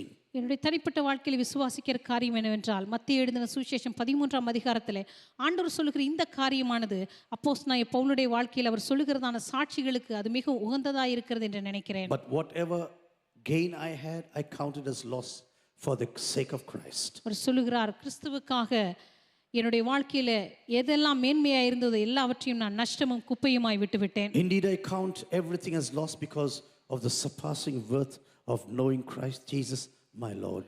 கர்த்தராகிய இயேசு கிறிஸ்துவையும் அவரை அறிகிற அறிவின் மேன்மைக்காகவும் என் வாழ்க்கையில் இருக்கிற எல்லாவற்றையும் நான் தூசியும் குப்பையுமாக விட்டுவிட்டேன். For his sake I have suffered the loss of all things. அவருக்காக எல்லாவற்றையும் நான் நஷ்டமும் குப்பையுமாய் எண்ணுகிறேன். And count them as refuse in order that I may gain Christ. நான் கிறிஸ்துவுக்காக அவருக்காக எல்லாவற்றையும் நஷ்டம் என்று விட்டேன், குப்பையுமாக எண்ணுகிறேன். Dear brothers and sisters, in order to take hold of the kingdom, நான் தேவனுடைய ராஜ்யத்தை பெற்றுக்கொள்ளும்படியாக you just need to be like a child. நீங்கள் ஒரு குழந்தையைப் போல இருக்க வேண்டும். You don't need to be very rich. நீங்க ரொம்ப ஐஸ்வர்யவானா இருக்க வேண்டிய You அவசியம் don't இல்லை. need to be a person of great authority. உங்களுடைய வாழ்க்கையில் ஒரு பெரிய அதிகாரமுள்ள மனுஷனா இருக்க வேண்டியதில்லை. You can be just like a small child, and when you take hold of the treasure that you have found, நீங்க சிறு பிள்ளையைப் போல ஆண்டவருடைய ராஜ்யத்தில் உங்களுக்காக கொடுக்கப்படுகிற அந்த பொக்கிஷத்தை நீங்கள் பிடித்துக் கொண்டால் போதும். maybe until such a time you are searching for everything that was best in the world. ஒருவேளை அந்த பொக்கிஷத்தை நீங்க கண்டுபிடிக்கும் வரைக்கும் இந்த உலகத்தில் மேன்மையானது எல்லாவற்றையும் நீங்க தேடிக் கொண்டிருந்திருப்பீங்க. The best occupation, the best position, ஒருவேளை இந்த உலகத்தில் இருக்கிற சிறந்த வேலை, சிறந்த பதவி, the best pay packet that I can ever have, ஒருவேளை இதுவரைக்கும் எனக்கு கிடைக்காத ஒரு சம்பளம், all the future, the pension, everything, எதிர்காலத்தில் எனக்கு நல்ல ஒரு ஓய்வூதியம், suddenly everything collapses. ஆனா திடீரென்று பார்த்தால் எல்லாம் உடைந்து விடுகிறது. You say, I just need this treasure right now. நீங்கள் சொல்லுகிறீர்கள், எனக்கு தேவையெல்லாம் இந்த பொக்கிஷம் மாத்திரம்தான். You know, when I met the Lord Jesus Christ some 39 years ago, கிட்டத்தட்ட 38-39 வருடங்களுக்கு முன்பதாக ஆண்டவராக இயேசுவை நான் சந்தித்த I போது, was a Christian by name until such time. அந்த நாள் வரைக்கும் நான் ஒரு பெயர் கிறிஸ்தவனாகத்தான் வாழ்ந்து But கொண்டிருந்தேன். when I encountered the Lord Jesus ஆனா Christ, கர்த்தராக இயேசுவை நான் சந்தித்த உடனே everything began to change. எல்லாமே என் வாழ்க்கையில மாற ஆரம்பித்தது. All my thinking began to change. என்னுடைய சிந்தனைகள் மாற ஆரம்பித்தது. I wanted to go and plant churches. நான் சென்று சபைகளை நிறுவ வேண்டும் என்று To தீர்மானித்தேன். change a nation, you plant churches. தேசங்களை மாற்ற வேண்டும் என்றும் சபைகளை நிறுவ வேண்டும் என்றும் தீர்மானித்தேன். I wanted to go and reach the people who were there out on the streets for the gospel. இயேசுவின் சுவிசேஷத்திற்காக தெருவில் இருக்கிற ஒவ்வொரு மனுஷனையும் சந்திக்க வேண்டும் என்று நினைத்தேன். Hamburg was a worst city for drugs and prostitution. Hamburg பட்டணமானது போதை மருந்துகளுக்கும் உபச்சார தொழிலுக்கும் மிகவும் பிரபலமான ஒரு பட்டணம். It is the longest sinful mile in the world. That's what people say. உலகத்திலேயே மிகவும் பாவம் நிறைந்த மைல்கள் என்று சொல்லப்படுகிற இடமே அங்குதான் When இருக்கிறது. you go out in the streets in the evening, there are 500, 700,000 girls standing there. சாயங்கால நேரத்தில் அந்த பட்டணத்தின் வழியே போனால் தெருக்களிலே கிட்டத்தட்ட ஒரு 500 1000 விபச்சாரிகள் நின்று We கொண்டிருப்பார்கள். will be going to them in the cold of the night. இரவு நேரத்திலே குளிர் நேரத்திலே அவர்களிடத்துல நாங்க போவோம். We will take biscuits and coffee in our hands. கரங்களிலே ஒரு பிஸ்கட்டையும் காஃபி எடுத்துக்கொண்டு போவோம். And we say, yeah, it's too cold for you, isn't it? நான் உங்கள்கிட்ட போய் கேட்போம், ரொம்ப குளிராக இருக்கிறது இல்லையா? I'll be very thankful for a cup of coffee. அவங்க சொல்லுவாங்க, நீங்க ஒரு கப் காஃபி கொடுத்தா நாங்க ரொம்ப And then சந்தோஷப்படுவோம் we'll என்று ask, சொல்லுவாங்க. can I pray for you right now? அதுக்கப்புறம் அவங்கள பார்த்து கேட்போம், நாங்க உங்களுக்காக ஜெபிக்கலாமா? Most of them will say, yes, I need prayer. அவர்கள் அநேகர் சொல்லக்கூடிய காரியம், ஆம் எங்களுக்கு ஜெபம் தேவை. Don't you ever think those people are really very bad people. தயவு செய்து நினைக்காதீங்க இப்படிப்பட்ட தொழில் இருக்கிறவங்க எல்லாம் ரொம்ப மோசமானவங்க என்று முடிவுக்கு வந்து விடாதீங்க. After I spoke with them, I tell you, நான் அவளிடத்துல பேசின பிற்பாடு நான் உங்களுக்கு I சொல்லுகிறேன், came to know the lives of so many people. எத்தனையோ மனிதருடைய வாழ்க்கையை நான் பார்த்திருக்கிறேன். They have been taking slaves into the slavery of this prostitution. அவர்கள் இப்படிப்பட்ட விபச்சாரம் என்கிற தொழிலே ஒரு மனிதனாலே பிடித்து அடிமையாக்கப்பட்டிருப்பார்கள். Someone else is earning because of them. யாரோ ஒருவர் இவர்களை வைத்து பணம் சம்பாதித்துக் கொண்டிருப்பான்.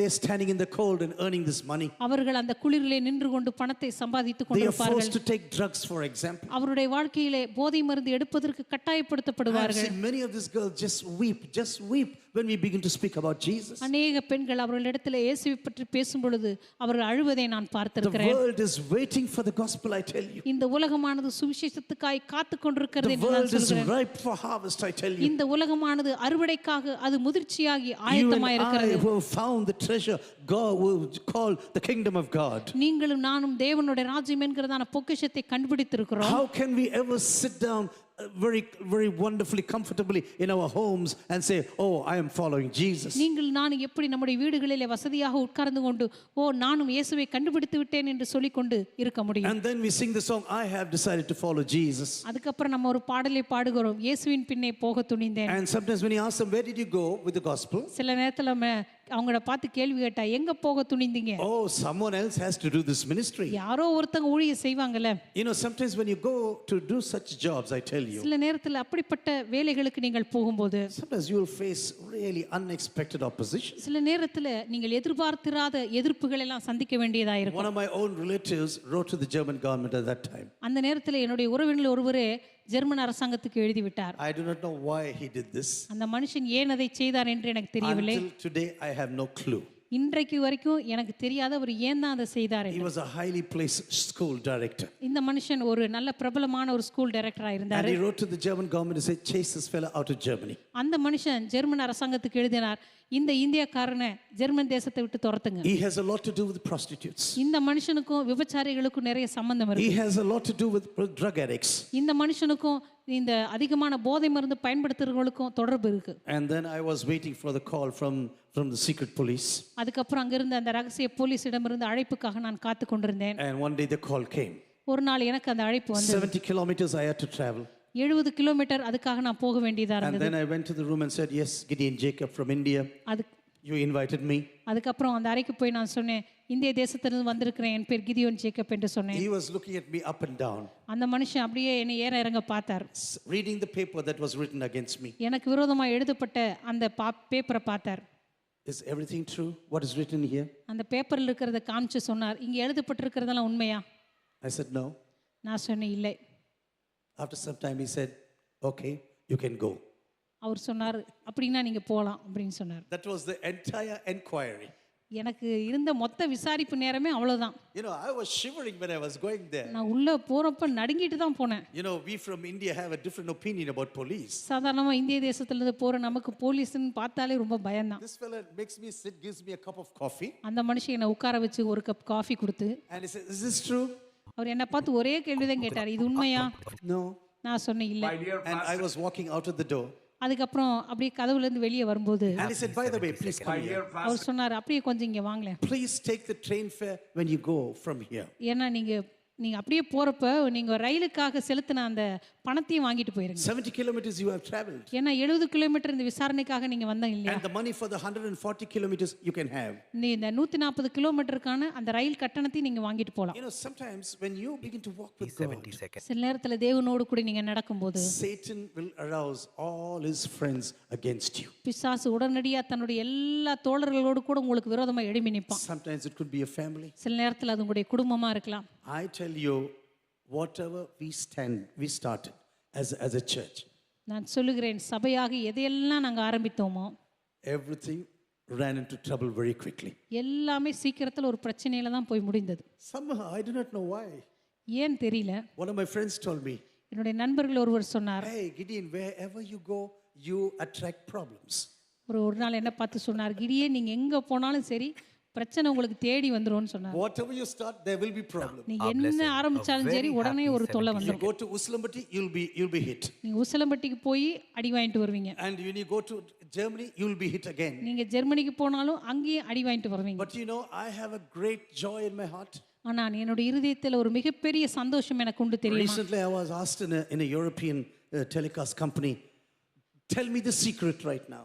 சமீபத்துல ஜெர்மனியில் இருக்கிற ஒரு தொலைக்காட்சி ஒளிபரப்பிலிருந்து என்னை பார்த்து கேட்டார்கள், உங்களுடைய ரகசியத்தை எங்களுக்கு சொல்லுங்க. You know, you had so many problems. உங்களுடைய வாழ்க்கையில எத்தனையோ பிரச்சனைகளை நீங்க We சந்தித்திருக்கீங்க. know many of them. அவைகளில் அநேகம் எங்களுக்கு தெரியும். All the hard ways you had to go through. நீங்க பிரயாணப்பட்டு போக வேண்டிய அந்த கடின பாதைகள் But எல்லாம். how do you survive in this situation? ஆனா அந்த சூழ்நிலையில நீங்க எப்படி தப்பி பிழைத்தீர்கள்? I said, looking up to Jesus. நான் சொன்னேன், இயேசுவை மாத்திரம் நோக்கி பார்த்தேன். Looking up to Jesus, who's the beginner and finisher of my N faith. விசுவாசத்தை தோக்கிறவரும் முடிக்கிறவருமாகிய தேவனை மாத்திரம் நான் மேல் நோக்கி பார்த்து கொண்டே இருந்தேன். When you begin to look down around you, நீங்கள் உங்களை சுற்றிலும் இருக்கிற காரியத்தை விட்டு அப்படியே கீழே you பார்க்கும்போது will surely get a lot of trouble in your life. நிச்சயமாக உங்களை சுற்றிலும் இருக்கிற காரியத்தை பார்த்தால் நீங்கள் இன்னும் பிரச்சனைக்குள்ளே தான் I மூழ்குவீர்கள். personally believe all the apostles survived in this manner. நான் நினைக்கிறேன் இந்த வழியில தான் எல்லா அப்போஸ்தலர்களுமே பிழைத்திருக்க வேண்டும். Nothing can be compared with the hardships they had to go. அவருடைய வாழ்க்கையில அவர்கள் அனுபவித்த அந்த துன்பங்களுக்கும் அவர் அடைய போகிற மகிமைக்கும் எந்த சம்பந்தமும் இல்லை. In the early church, just 300 years ago, people were fried in a pan for taking water baptism. ஆதி சபையில பார்த்தீங்கன்னா கிட்டத்தட்ட ஒரு 300 வருடங்களுக்கு முன்பதாகத்தான் ஞானஸ்தானம் எடுப்பதற்காக தண்ணீர் ஞானஸ்தானம் எடுத்தால் அவர்களை எல்லாம் எண்ணெயிலே வறுத்தார்கள். Do you know this happened in the open market in Holland? உங்களுக்கு தெரியுமா, ஹாலந்துல ஒரு திறந்த மைதானத்துல எல்லாரும் பார்க்கும்படி ஒரு மார்க்கெட்ல நடந்தது. People were fried in a great pan. தண்ணீர் ஞானஸ்தானம் எடுத்தீங்கன்னா உங்களை எண்ணெயில போட்டு வறுப்பாங்க. You know, the director of my theological seminary, என்னுடைய இறையியல் செமினரியில் இருந்ததான் அந்த director. he was a Canadian and he had a call to serve God in Germany. அந்த மனுஷன் ஒரு கனடா தேசத்தை சேர்ந்தவர். ஆனா ஜெர்மனில வந்து ஊழியம் செய்யும்படியாக அவருக்கு ஒரு அழைப்பு இருந்தது. Wonderful evangelist. அற்புதமான ஒரு சுவிசேஷகர். I have never seen such an evangelist until today in my life. இப்படிப்பட்ட ஒரு சுவிசேஷகர் என் வாழ்க்கையில் இதுவரைக்கும் நான் பார்த்ததே If you கிடையாது. start a conversation with him, நீங்க அவரோடு கூட ஒரு உரையாடலை தொடங்கினா the next line will be about Jesus. அடுத்த வரி இயேசுவை பற்றி தான் பேசுவார். Once I was sitting next to him in his home. ஒரு முறை அவர் வீட்ல அவர் பக்கத்துல உட்கார்ந்திருந்தார். One man wanted to come and sell honey. ஒரு மனுஷன் வந்து தேன் விக்கிறதுக்கு And வந்தார். he said, this is the best honey you can get, sir. அவர் சொன்னாரு, நல்ல நீங்க வாங்கக்கூடிய தேன்லயே மிக சிறப்பான தேன் இதுன்னு சொன்னார். Please come inside and please sit next to me. அவர் உடனே அந்த தேன் விக்கிறவ கூப்பிட்டு வாங்க உள்ள வந்து என் பக்கத்துல Would you உட்காருங்க. like to have a cup of tea? அவரை பார்த்து கேட்டார், உங்களுக்கு ஒரு கப் டீ தரட்டுமா? Yeah, give me a cup of tea. அவர் சொன்னார், ஆமா எனக்கு ஒரு கப் டீ கொடுங்க. He said, I have a better honey for you. அவர் சொன்னாரு, நீங்க வச்சிருக்கிறத விட மிக சிறப்பான தேன் என்கிட்ட Your இருக்கு. honey can be good, I tell you. உங்க தேன் நல்லா இருக்கும், அது பரவாயில்ல. But my honey is the best in the world. ஆனா எங்கிட்ட இருக்கிற இந்த தேன் பாருங்க உலகத்திலேயே சிறந்த It's a than. gospel of Jesus, he said. இயேசுவினுடைய சுவிசேஷம் என்று He was சொன்னார். such a full-blooded evangelist. அந்த மனுஷனுக்கு பாத்தீங்கன்னா உடம்பு முழுவதும் சுவிசேஷம் தான். But you know, when he came to Germany in a ship from the United States, அந்த மனுஷன் அமெரிக்க தேசத்திலிருந்து கப்பல்ல வந்தபோது they came in the middle of the night, they had no money. அவங்க இரவு நேரத்துல wந்தாங்க, அவங்க கையில பணம் இல்ல. It was after the Second World War. அது இரண்டாம் உலக போருக்கு பிற்பாடு. You cannot imagine how destroyed Germany and Europe were. அந்த நாட்களில ஜெர்மனி ஐரோப்பாவும் எந்த அளவுக்கு அழிக்கப்பட்டு அது முற்றிலுமாய் தரையாக்கப்பட்டிருந்தது என்று உங்களுக்கு தெரியாது. Total cold, snow is falling. பயங்கர குளிர், பனி கொட்டி He கொண்டிருக்கிறது. had no money for the hotel. இந்த மனுஷனுக்கு தங்கறதுக்கு கையில பணம் கிடையாது. And so he went to a police station. அதனால இந்த மனுஷன் ஒரு காவல் துறைக்கு போனார். And he said, we are missionaries from Canada. அந்த காவல்துறையின் இடத்துக்கு போய் சொன்னாரு, நாங்க கனடால இருந்து வந்திருக்கிற Can you மிஷனரிகள். please recommend any very cheap hotel here in this area? அவங்கள பார்த்து கேட்டாரு, இந்த இடத்துல ஏதாவது விலை மலிவான தங்கக்கூடிய ஹோட்டல் ஏதாவது இருக்குதா? This policeman looked at him and said like this, அந்த காவல் அதிகாரி அவரை பார்த்து சொன்னாரு, I have a cheap lock-up room. அவர் சொன்னாரு, ரொம்ப விலை மலிவான உங்களை அடைச்சு வைக்கிறதுக்கு சிறை இருக்குது. You can stay there for a few days. நீங்க சில நாள் அங்க தங்கிக்கலாம். I tell you, some of the sufferings these people went through. சில நேரங்களில் இந்த மனிதர்கள் அடைந்த அந்த துன்பங்கள் எல்லாம் பார்க்கும்போது We speak so oft about things what we are going through because of the gospel. நம்முடைய வாழ்க்கையில் அடிக்கடியாக சொல்லிக் கொள்கிறோம் சுவிசேஷத்து நிமித்தம் நான் அடைகிற துன்பங்கள் என்று. Nothing can be compared with the love of such people. அப்படிப்பட்ட மனிதர்கள் தேவன் மீது வைத்திருக்கிற அந்த அன்புக்கும் நமக்கும் எந்த சம்பந்தமும் இல்லை. No toilets, no washing room. அங்க பாத்தீங்கன்னா எந்த பாத்ரூம் கிடையாது, எந்த கழிவறையும் கிடையாது. You can stay in our lock-up room. அவங்க அந்த காவல் அதிகாரி சொன்னார், இங்க இருக்கிற இந்த சிறைச்சாலையில நீங்க இருந்துக்கலாம். In case we need the lock-up room, அப்படி ஒருவேளை அந்த சிறைச்சாலை எங்களுக்கு தேவைப்பட்டா we will put you out of the room, right? In the future. உடனடியாக அந்த சிறைச்சாலை அறையிலிருந்து உங்களை வெளியே தள்ளிடுவோம். What a sacrifice sometimes just because of this one treasure. இந்த ஒரு பொக்கிஷத்துக்காக இந்த மனிதர்கள் அடைந்த துன்பங்கள் எத்தனை எத்தனை. I know so many friends who left everything behind in order to work for Jesus in their lives. தன்னுடைய வாழ்க்கையில இயேசுவுக்காக ஊழியம் செய்யும்படியாக என்னுடைய நண்பர்கள் எத்தனையோ பேர் அவர்கள் விடை துணிந்த காரியங்கள் எல்லாம் Just because of the treasure they found in Jesus. அவருடைய வாழ்க்கையில இயேசுவுக்குள்ளாய் கண்டுபிடித்த அந்த ஒரே ஒரு பொக்கிஷத்துக்காக Everything was thrown away. எல்லாமே அவர்கள் எல்லாவற்றையுமே விட்டுவிட வேண்டியதா இருந்தது. Their own status, their own studies, their own money, nothing really mattered. வாழ்க்கையில் இருந்த சொந்த பணம், அவருடைய படிப்பு அல்லது அவருடைய பின்னணியும் எதுவாக இருந்தாலும் எதையுமே அவர்களால் வைத்துக் கொள்ள முடியவில்லை. எல்லாவற்றையும் விட்டுவிட வேண்டியதா இருந்தது. One of my friends who started Christ for the Nations in Germany. என்னுடைய நண்பர்களில் ஒருவர் Christ for the Nations அதை தொடங்கினவர். And he was telling his testimony one day. இந்த மனிதன் ஒரு நாள் தன்னுடைய சாட்சியை சொல்லிக் கொண்டிருந்தார். One day he had nothing to eat. ஒரு நாள் பார்த்தா அவருக்கு சாப்பிடுறதுக்கு ஒண்ணுமே இல்லை. He went to the Lord and said, Lord, how do I survive now? ஆண்டவரிடத்துல போய் கேட்டார், ஆண்டவரே நான் இப்பொழுது எப்படித்தான் பிழைப்பது? I have nothing right now. ஆண்டவரே என் கையில ஒண்ணுமே இல்லை. God said, go around in your apartment. ஆண்டவர் சொன்னாரா, நீ போய் உன்னுடைய அறையில பாரு. Look what you can give away to other people. நீ மற்றவங்களுக்கு கொடுக்கிறதுக்கு இன்னும் அறையில ஏதாவது இருக்குதான்னு போய் தேடிப்பார். Okay, Lord, I will obey. அவர் சொன்னார், சரி ஆண்டவரே நான் கீழ்ப்படுகிறேன். He was searching through all his belongings. அங்க போய் அவருக்கு சொந்தமான எல்லாவற்றையும் தேடி பார்த்தார். And he found his backpack. A very happy 72nd. தோள்ல போட்டு வர ஒரு தோள் பையை கண்டுபிடிச்சார். This backpack he brought from the United States. America தேசத்திலிருந்து வரும்போது கொண்டு வந்த பை அது. And this is the only position he has. அவர்கிட்ட இருக்கிற அந்த ஒரே ஒரு சொந்தம்னு சொல்றதுக்கு அந்த ஒரு பொருள் தான். If he has to go back to the States, he needs his backpack. திருப்பி அப்படியே அமெரிக்கா போகணும்னா கூட அந்த பை அவருக்கு வேணும். He said, okay, Lord, I will obey. அவர் சொன்னார், சரி ஆண்டவரே நான் கீழ்ப்படுகிறேன். Gave this backpack to someone else. அந்த பையை எடுத்து யாரோ ஒருத்தர் கொடுத்தார். Do you know, he became the person who built Christ for the Nations in Germany.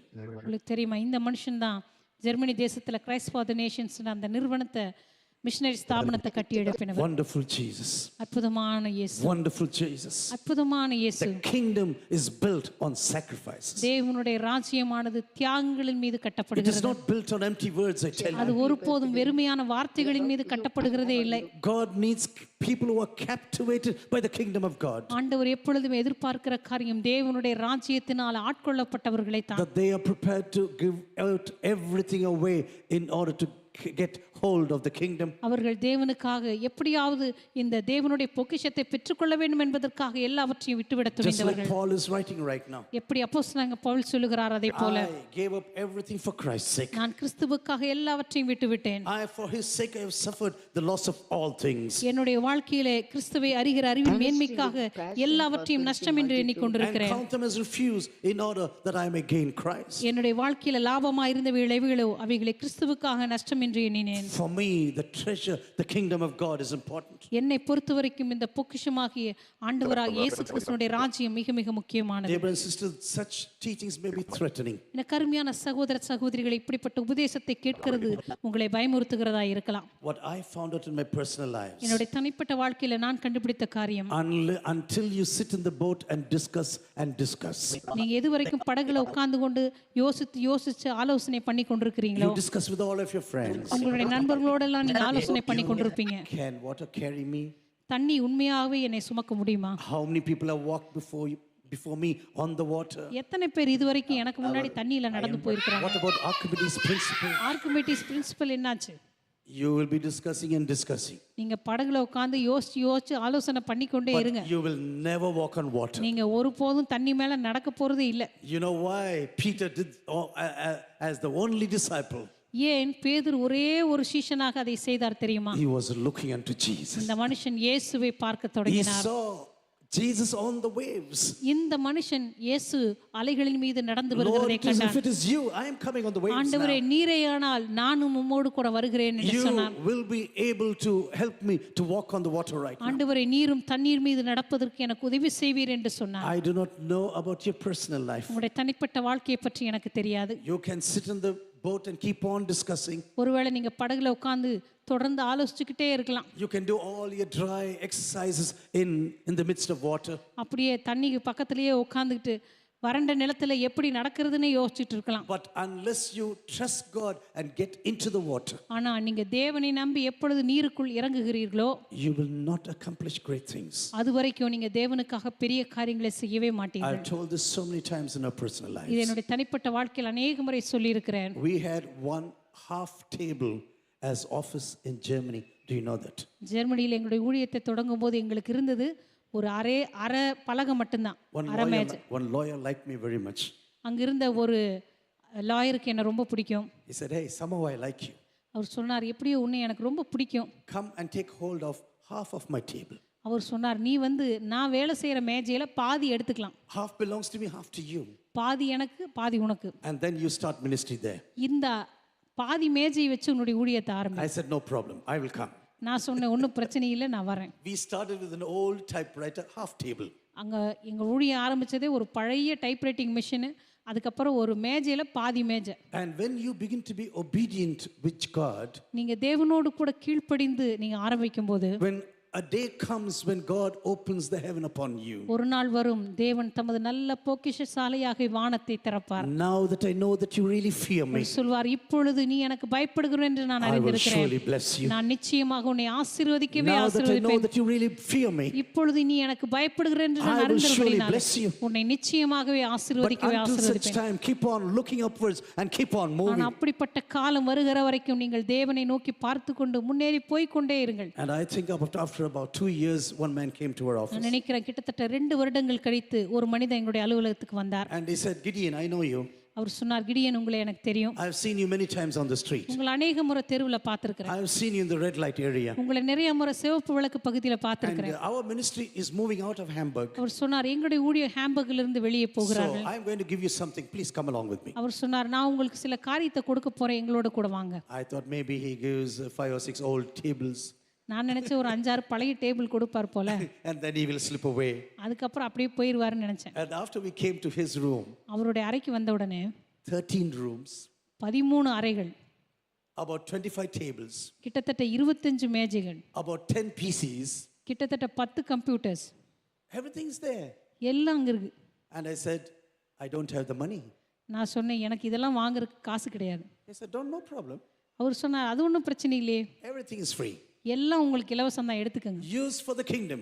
ஆண்டோடைய ராஜ்யத்துக்காக பயன்படுத்துங்க. Dear brothers and sisters, our God is a glorious God. இந்த கருமையான சகோதர சகோதரி, நம்முடைய God தேவன் can open மகிமையான the door தேவனாய் where இருக்கிறார். there's no door, I tell you. எந்த இடத்துல வாசல்கள் திறக்கப்படவில்லையோ, கதவுகள் இல்லாத இடத்துல தேவனால உங்களுக்கு வாசல்களை Or திறக்க you're முடியும். waiting for certain things in your life. உங்களுடைய வாழ்க்கையில சில காரியங்களுக்காக நீங்க காத்து கொண்டிருக்கிறீங்களா? Our God can do the impossible, I tell you. நம்முடைய தேவன் கூடாத காரியங்களை You செய்யக்கூடியவராய் just இருக்கிறார். keep on moving with God. நீங்க தொடர்ந்து தேவனோடு கூட நடந்து சென்று கொண்டே இருங்கள். A day will come where heaven opens above you. ஒரு நாள் தேவன் உங்களுக்கு மேலாயிருக்கிற வானத்தை திறப்பார். Now that I know that you really fear me, அவர் சொல்வார், இப்பொழுது நீ எனக்கு பயப்படுகிறேன் என்று I will அறிந்திருக்கிறபடினால surely bless you. நான் உன்னை நிச்சயமாகவே I will ஆசீர்வதிப்பேன். surely bless நான் you. உன்னை நிச்சயமாகவே Let ஆசீர்வதிப்பேன். every eyes be closed in the presence of the Lord this evening. எல்லாரும் ஆண்டவருடைய பிரசன்னத்தில் இந்த மாலை வேளையில கண்களை மூடும்படியாக As we கேட்டுக்கொள்கிறேன். go away from this place, இந்த இடத்தை விட்டு நாம் கடந்து செல்வதற்கு முன்பதாக there's nothing more important in our lives than the kingdom of God. நம்முடைய வாழ்க்கையில தேவனுடைய ராஜ்யத்திற்கு மேலான ஒரு காரியம் இல்லை என்று The சொல்லுகிறேன். things what you are doing, people may not understand. ஒருவேளை இன்றைக்கு நீங்கள் செய்து கொண்டிருக்கிற காரியத்தை ஜனங்களால் புரிந்து கொள்ள முடியாமல் இருக்கலாம். People will be ridiculing you. ஒருவேளை ஜனங்கள் உங்களை பார்த்து பரிகாசம் They பண்ணுவார்கள். will say, hey, what are you doing here? அவர் உங்களை பார்த்து சொல்லுவார்கள், நீங்கள் என்ன செய்து கொண்டிருக்கிறீர்கள்? You are such an educated person. நீங்க படிச்ச மனுஷனா இப்படி நடந்து கொள்ளுகிறீர்கள். You can have so much in this world. உங்களுடைய வாழ்க்கையில இந்த உலகத்துல எத்தனையோ காரியங்களை நீங்க அனுபவித்துக் Why கொண்டிருக்கலாமே. are you doing such stupid ஏன் things? இப்படிப்பட்ட முட்டாள்தனமான காரியத்தெல்லாம் நீங்கள் செய்ய வேண்டும்? I tell you, it's not stupid. It is the most clever decisions you can ever take in the kingdom. நான் உங்களை பார்த்து சொல்லுகிறேன், அது முட்டாள்தனமான காரியம் அல்ல. ஆண்டவருடைய ராஜ்யத்தில் நீங்க எடுக்கக்கூடிய மிக புத்திசாலித்தனமான ஒரு திட்டம் என்று சொல்லுகிறேன். A person who has understood the meaning of the treasure. இந்த பொக்கிஷத்தினுடைய அர்த்தத்தை புரிந்து கொண்ட ஒரு மனிதன், Not only is full of joy, அந்த மனுஷன் சந்தோஷத்தினால் நிரப்பப்படுகிறது மாத்திரமல்ல, he will come back and do away with everything in this world அந்த மனுஷன் தன்னுடைய வாழ்க்கையில் இருக்கிற எல்லாவற்றையும் அவன் இழக்க தயாராக இருப்பான். in order to get hold of the kingdom. அந்த ஒரே பொக்கிஷத்தை, தேவனுடைய ராஜ்யத்தை அடைந்து கொள்ளும்படியாக Let us really start praying to God. ஆண்டவருடைய சமூகத்தில் ஜெபிக்க ஆரம்பிப்போமா? Lord, I need your revelation. ஆண்டவரே, உம்முடைய வெளிப்பாடு எனக்கு தேவை. Lord, I pray that you really give me a vision for your kingdom. ஆண்டவரே, உம்முடைய ராஜ்யத்தை குறித்ததான ஒரு தரிசனத்தை எனக்கு தாரும். What you need to do in my life and through my life. ஆண்டவரே, என் வாழ்க்கைக்குள்ளாக, என் வாழ்க்கையின் மூலமாக நீ எதையெல்லாம் செய்ய விரும்புகிறீரோ, Lord, I really want to follow you. ஆண்டவரே, அதை நான் உண்மையாக பின்பற்ற விரும்புகிறேன். Whatever it's going to cost me, ஆண்டவரே, நான் எந்த கிரயத்தை செலுத்த வேண்டியதாக இருந்தாலும் சரி, I am not going to look back, ஆண்டவரே, நான் திரும்பி பார்க்க போகிறதே கிடையாது. for I have decided to follow Jesus. ஏனென்றால் நான் இயேசுவை பின்பற்றும்படியாய் I தீர்மானித்திருக்கிறேன். have decided to follow Jesus. நான் இயேசுவை பின்பற்ற துணிந்து விட்டேன். Just keep on praying to God for a few ஆண்டவருடைய minutes. சமூகத்தில் சில வினாடிகள் செவித்துக் கொண்டிருப்போமா? Just open your mouth in your own words in the presence of God. உங்களுடைய வாய்களை திறந்து ஆண்டவருடைய சமூகத்தில் உங்களுடைய சொந்த வார்த்தைகளிலே ஜெபிக்க ஆரம்பிங்க. And God can do the impossible in your life. கர்த்தருடைய வாழ்க்கையில இதுவரைக்கும் நடக்க முடியாத காரியங்கள் எல்லாவற்றையும் செய்வதற்கு அவர் போதுமானவராய் I இருக்கிறார். pray that God raises spiritual giants in this congregation. கர்த்தர் நம்முடைய சபைகளுக்குள்ளாக ஆவிக்குரிய ராட்சசர்களை எழுப்பும்படி நான் ஜெபிக்கிறேன். Spiritual giants who can really pull thousands into the kingdom of God. ஆயிரக்கணக்கான ஜனங்களை தேவனுடைய ராஜ்யத்துக்குள்ள இழுத்து கொண்டு வரக்கூடிய ஆவிக்குரிய ராட்சசர்களை தேவன் எழுப்பும்படி நான் People ஜெபிக்கிறேன். God can use in a great manner in our nation.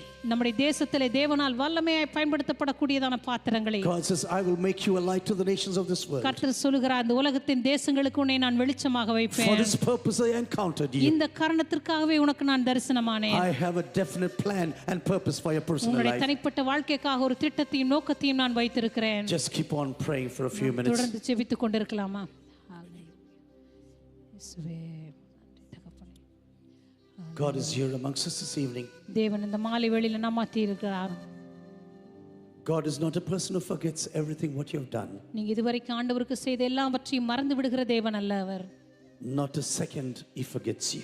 தேவன் ஒரு வினாடியும் கூட அவர் உங்களை மறந்து போகிறவர் அல்ல. The God who created us is never forgetful. He is never forgetful in this area. உங்களை சிருஷ்டித்த தேவன் ஒருபோதும் உங்களை மறந்து போகிற தேவனே அல்ல. The God who called you, உங்களை அழைத்த தேவன், the God who baptized you, உங்களை அபிஷேகம் பண்ணின தேவன், who filled you with his power, தம்முடைய வல்லமையினால் நிரப்பின தேவன், the God who gave you his vision, தம்முடைய தரிசனத்தை உங்களுக்கு தந்த தேவன், he will never change. அவர் ஒருபோதும் மாறுவதே இல்லை. He will never change. அவர் ஒருபோதும் மாறுவதே இல்லை.